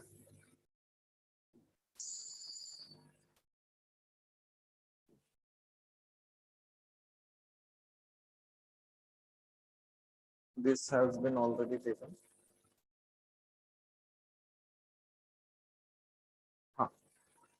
So I'll be taking about some of the myths and facts, particularly in field, whenever you are practicing or whenever you are encountering a pet owner. Some of the common questions which are being thrown at veterinarian is, first, responsible dog ownership is all about feeding the pet. Particularly, it is being noticed in what I have seen in rural areas is quite, if you are feeding a dog, then you are a good pet parent. No, you have to take care of all the vaccination also, and regularly you have to make sure that you are keeping a record of the vaccination. Next is, rabies is being transmitted only by bite of an animal. Generally, people have this perception that in field, if a dog bite occurs, then only the rabies is being transmitted. I'll give you an example of my own college. Particularly, I think in the year 2010, it seems, in my own college, I studied in Veterinary College, Shimoga. So there one calf was infected with rabies. This had happened quite long back. But because of that, most of the people at that time, we had a new ILFC. So we all used to go and, pamper with that calf. Now, because that calf salivated and we didn't know that that calf was infested with rabies. So after a brief period of time, whole of our college, Veterinary College Shimoga, whole of the college had to take vaccination. So this clearly, one incident changed, and we came to realize that, yes, even though at that time, I think I was in the third year. So we came to realize that dog bite is not the primary cause. There are many other causes, like for example, through saliva. Saliva is the main medium also, except a dog bite, from where we can get rabies. Next, coming to the myths. Once vaccinated, I do not need to vaccinate my pet again. So herein again, emphasis is being laid on the booster dose. Regularly, you have to maintain and you have to keep a record of it. Next is, if I'm bitten by my unvaccinated, by my vaccinated pet, I do not need a post-exposure human rabies vaccine. So this again is particularly evaluated by the human doctors, and looking at the condition only, then they can advise you whether you have to go for post-bite vaccination or not. Next is, it is mainly the dogs who are being affected by rabies. So vaccinating my pet cat is not essential. I think already so many species are being already enlisted by Islur sir also and Yatiraj sir also. In Karnataka also, we have seen quite a number of cases in any other species except dog also. A dog already, it is the main species. Then rabies virus can be detected and treated by traditional home remedies. No, it can't be treated. So you have to particularly go for the vaccination only. Now coming to Virbac, we have two major vaccines in canines. Particularly, we have Canigen, DHPPIL, and we have for rabies, we have Rabigen. So basically focused for rabies. So regularly you can vaccinate the puppies for the particularly rabies vaccine for rabies by Rabigen, and regularly you can give booster dose. So this is all from my side. Thank you.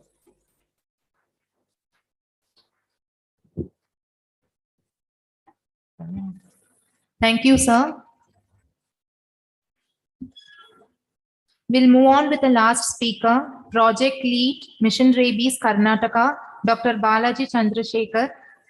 I request you, sir, to deliver an address on Bengaluru enhances rabies control, a strategy for state scale-up.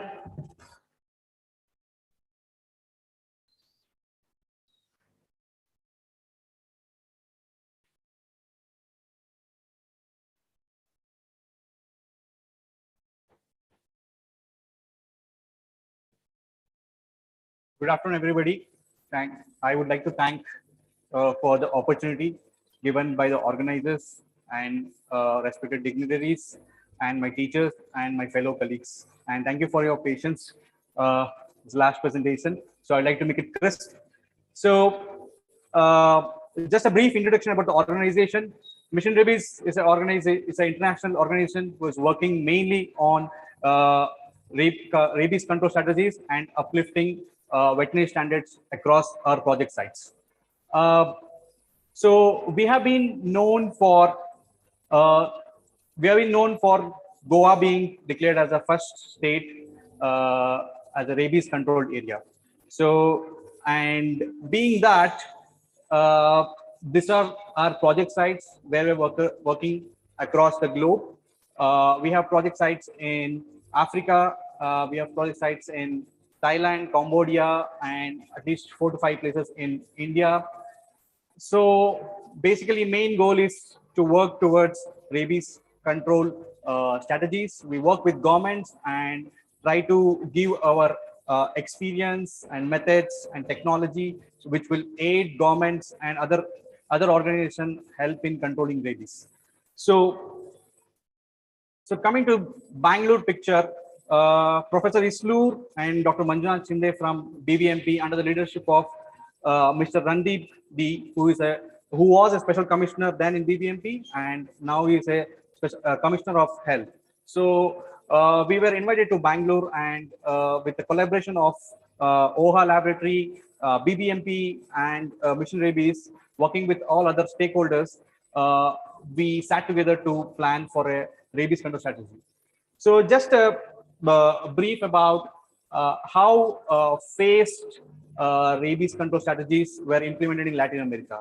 So as we all know that Latin America was declared rabies-free area with like they focused mainly on the high density urban places. So similarly, I would like to start my presentation with a question. So that is why Namma Bengaluru can serve as a model for the rest of India, especially in a high density population areas.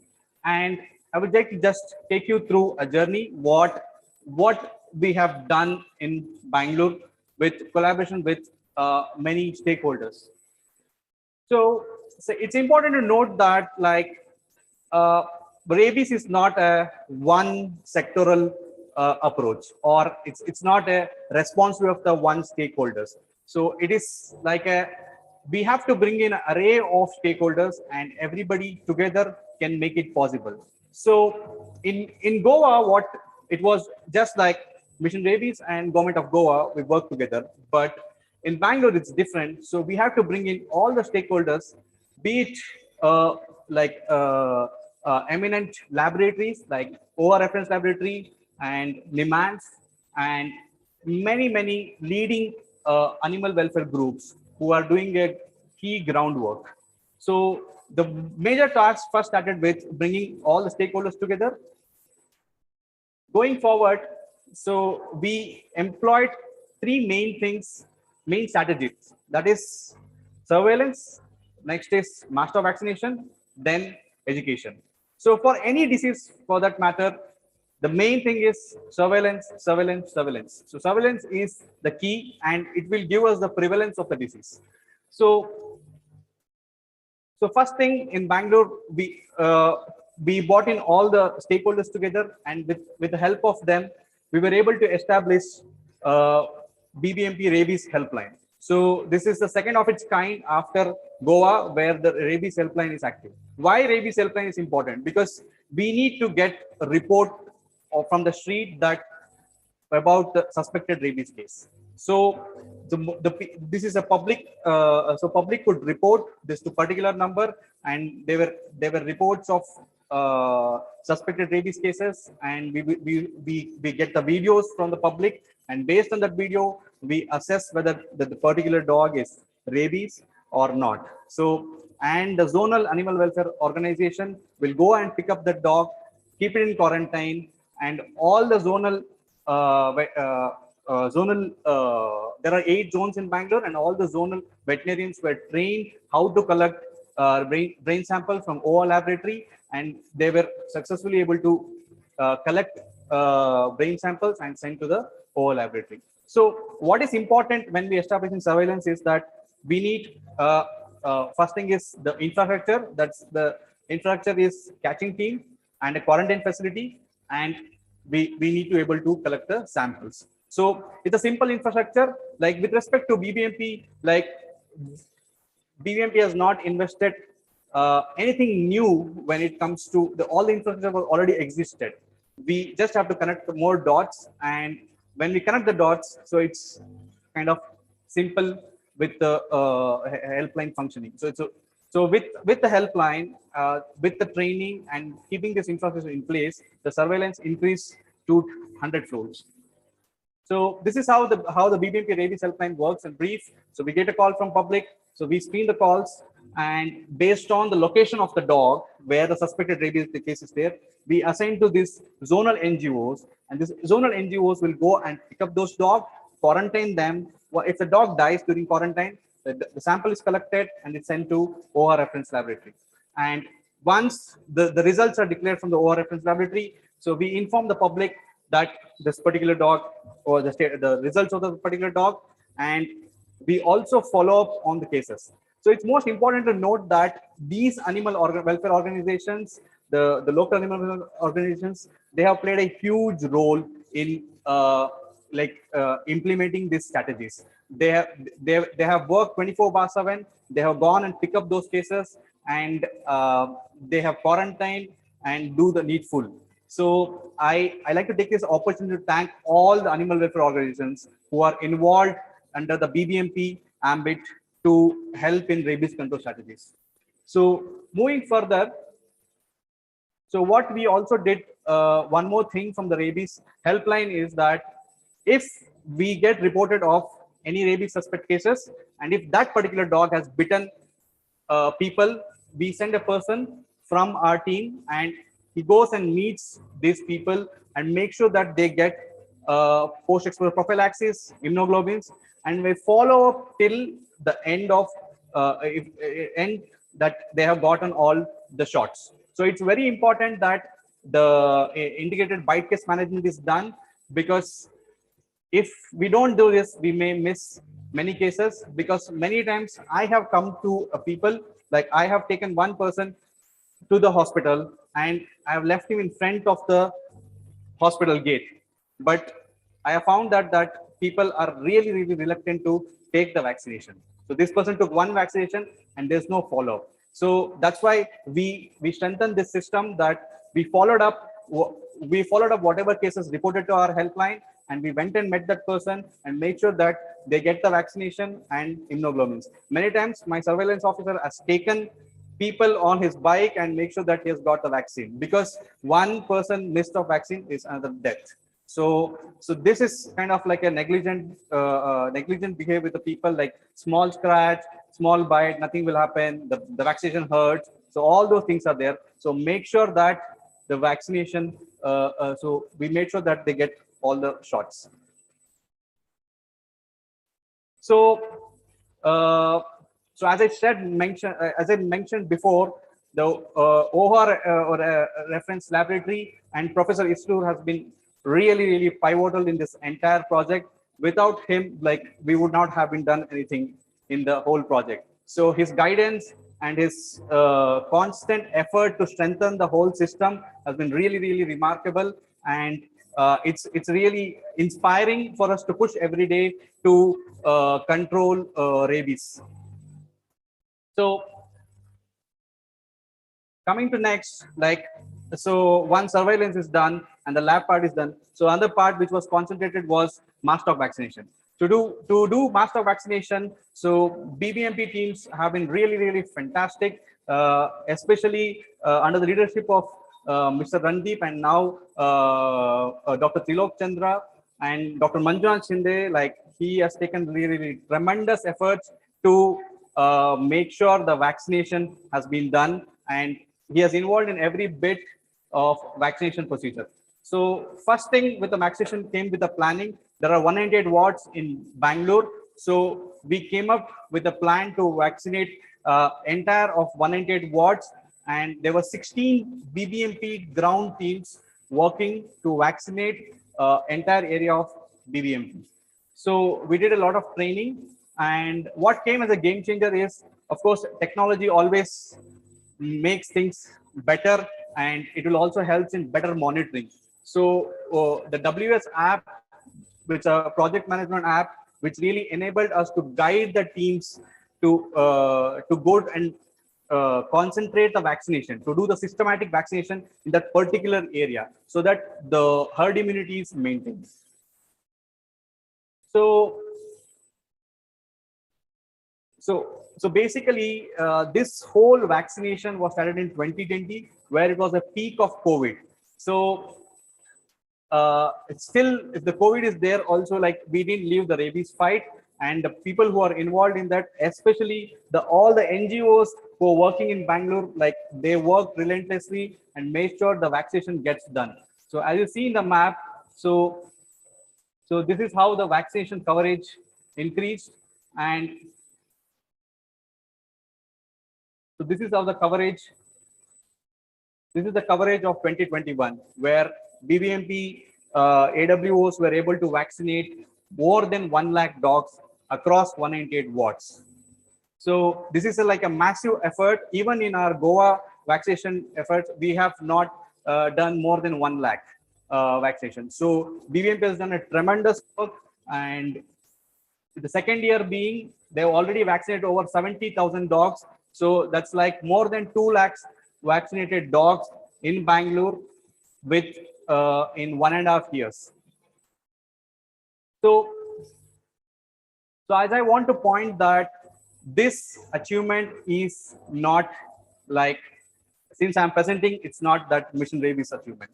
This achievement is the key, the policymakers in the government, who have taken their taken the effort and have taken the rabies so seriously and implemented this achievement goes to the Professor Islur, who has been instrumental, Dr. Manjunath Shinde, who has been instrumental in implementing this project, and this has been really fantastic. So what I want to highlight is that although this campaign was the systematic app-based campaign, we still have some areas where the virus can spread. So basically, these areas is where the virus can reintroduce and it will affect the herd immunity. So this is what the app-based technology helps us to notify the areas, the hotspots where we have to concentrate more and make sure that we do vaccination and maintain the herd immunity.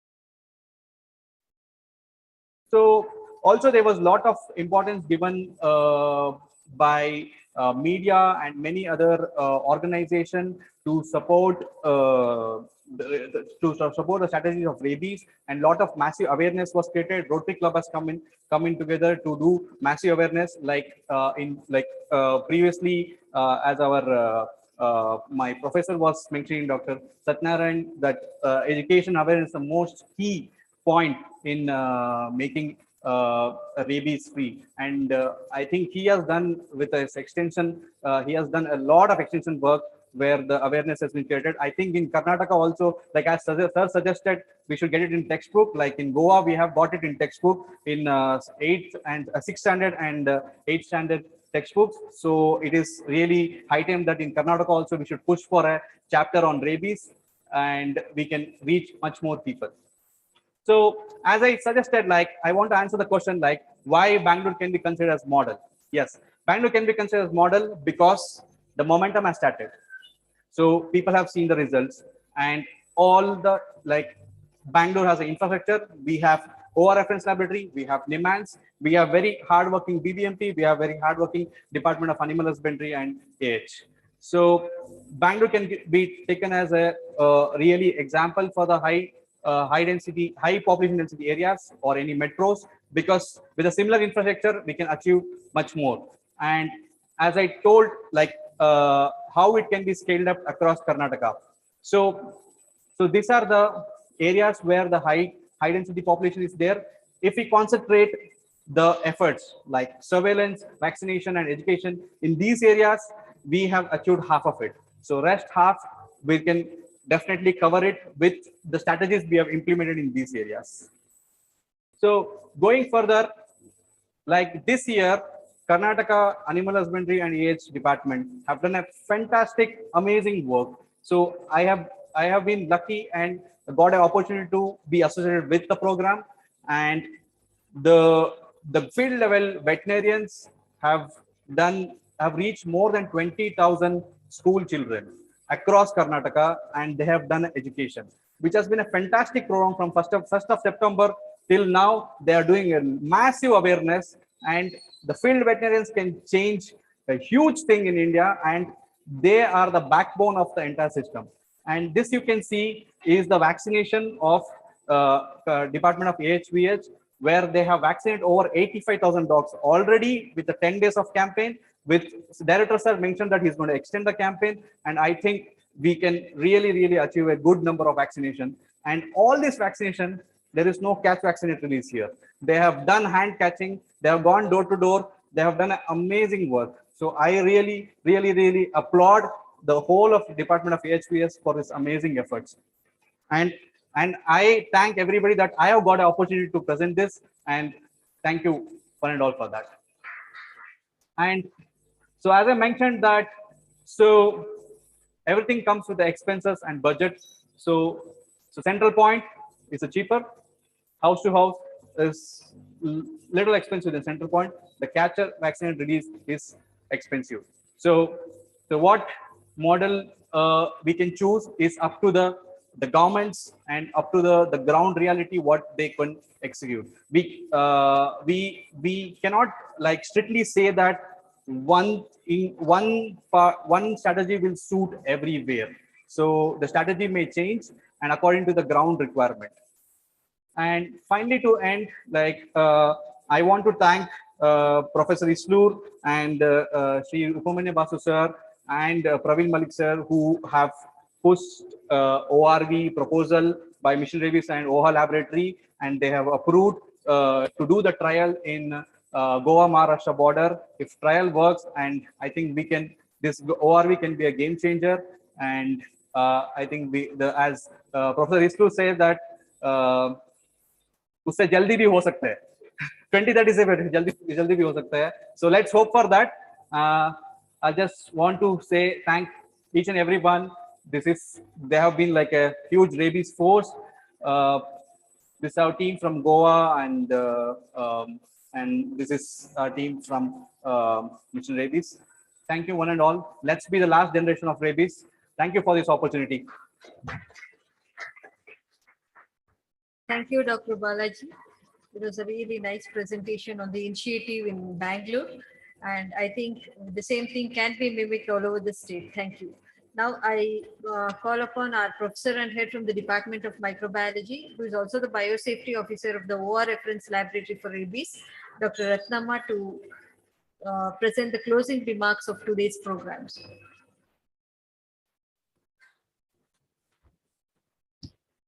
A very good evening to all of you. So it is my responsibility to conclude this day-long program, which is effectively and very meaningfully celebrated. So I think we have celebrated this 16th World Rabies Day 2022 with the theme Rabies, One Health and Zero Deaths. So with all the program actually was started with the flag of walkathon by our BVSC and EH students from Veterinary College, KVAFSU-IAHVB, Bangalore. And also there was a free anti-rabies vaccination for all dogs and cats. This was organized today at our own veterinary hospital, Veterinary College, Bangalore. And then the program was very well inaugurated by Sri Upamanya Basu, Joint Secretary, Department of Animal Husbandry and Dairying, Government of India, with his inaugural address, followed by virtually address by Dr. Simiti Wari, Joint Director, Head, Zoonosis Division, National Center for Disease Control. And she had highlighted the National Action Plan for Rabies Elimination in India. And this was again followed by the address by our Honorable Vice Chancellor, Dr. K.C. Veeranna, and then virtually by Dr. K.V. Trilok Chandra, Special Commissioner, BBMP Health and IT Bangalore. He had virtually addressed the gathering. And also there was address by Shri Sharath B, Commissioner, Department of Animal Husbandry and Veterinary Services. This was followed by address by Dr. Vinod Bhatt, Secretary, Veterinary Council of India. And most importantly, we had special invitees who had attended virtually, especially Dr. Monique Ellard, Director General, World Organization for Animal Health from France. She had attended virtually and addressed to us, and the highlighted the importance of the World Rabies Day in India. And this was again followed by, there was address by our own beloved retired Dean, DI of our college, Dr. S. Abdul Rahman sir, the past President and Executive Director, Commonwealth Veterinary Association, and who was the person behind the establishment of our KVAFSU Rabies Diagnostic Laboratory, which is recognized as OIE Reference Laboratory in India. And we have started technical session with the virtually Dr. Duppa, the Regional Project Coordinator, the World Organization for Animal Health Regional Representative for Asia and Pacific, and who had highlighted the key strategies for rabies control in domestic and wild animals, and also highlighted the dog vaccination and dog population control. And then this was followed by Dr. Padma, address by Padma, JD, Government of Karnataka, highlighted the initiatives of National Rabies Control Program in Karnataka, and also the State Action Plan for Rabies Elimination. And then there was a technical address by Dr. S. Edhiraj, highlighted the vaccination in pet animals, clinical aspects of rabies in dogs and cats with emphasis on vaccination in pet animals. And then there was address by the Dr. Shri Krishna Islur, who has highlighted the laboratory diagnosis in Veterinary College of Bangalore, and also capacity building programs in the diagnosis of rabies in animals. And then this was followed by the address by Dr. Balaji Chandrasekhar, Project Lead Mission Rabies, Karnataka, who has highlighted the initiatives of this rabies control program in the BBMP, and since last 2 years, and they are working hard with the other state faculty. And so we have effectively and meaningfully celebrated this World Rabies Day, 16th World Rabies Day today. So I wholeheartedly thank all staff members from Department of Animal Husbandry and Veterinary Services, Karnataka, and also Karnataka Veterinary Council in organizing this event very effectively and meaningfully. And also I would like to thank the private corporate sectors, the BioVet India and IAL Hyderabad, and also Virbac Private Limited, who have demonstrated the rabies vaccine production, the rabies vaccine in their units. And lastly, but not the least, I wholeheartedly thank my staff and students, PG and PhD students, and the special thanks to Dr. Shri Krishna Islur, who is working very hard since 1 week in organizing this event very successfully. I thank him profusely, and hats off to his enthusiasm and commitment towards the work. And also I thank Dr. Sharda and all our PG, PhD students, right from Dr. Kritika, Dr. Rangnath, Rashmi, and the Pooja and all other PhD students and the rabies team, the staff members who are working in the rabies diagnostic laboratory, Dr. Dilip and Dr. Kripa, and then Navya and Pooja, Arya and all. So I thank each one of you for effectively organizing this event very meaningfully. So I thank one and all, and thanks for the opportunity. Thank you. I would like to also thank our Professor Head, Dr. Ratnama, who has been supportive in all these activities. Thank you, ma'am. We are also honored to have Dr. M.K. Sudarshan with us, who is joined us online, and he's with us since morning. And he is actually the founder of the Association of Prevention and Control of Rabies in India and a doyen in the field of rabies in the region. He is also the chairman of the Karnataka COVID-19 Technical Advisory Committee under Rajyotsava Awardee. Thank you, sir, for joining us. And I request you for the concluding remarks of this event. Yeah. Thank you very much, Dr.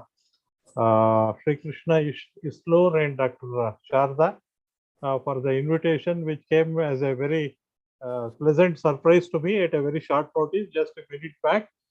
And as all of you are tired since morning by attending this program, maybe with the walkathon and all.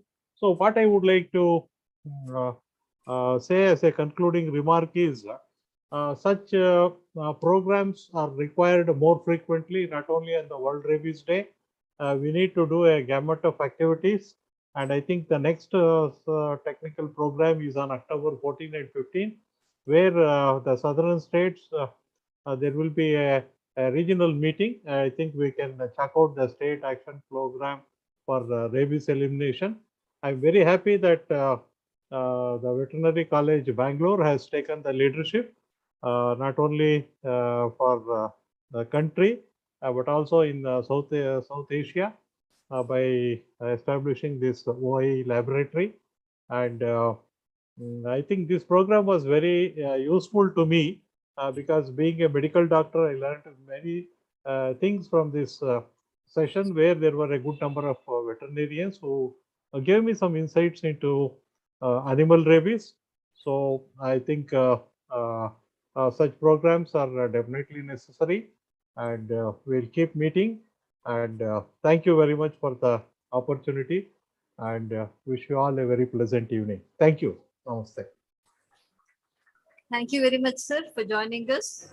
And we end this event today. Thank you all for joining us for this event. And I request all of you to join for tea, which is arranged outside before we break. Thank you. Thank you, one and all.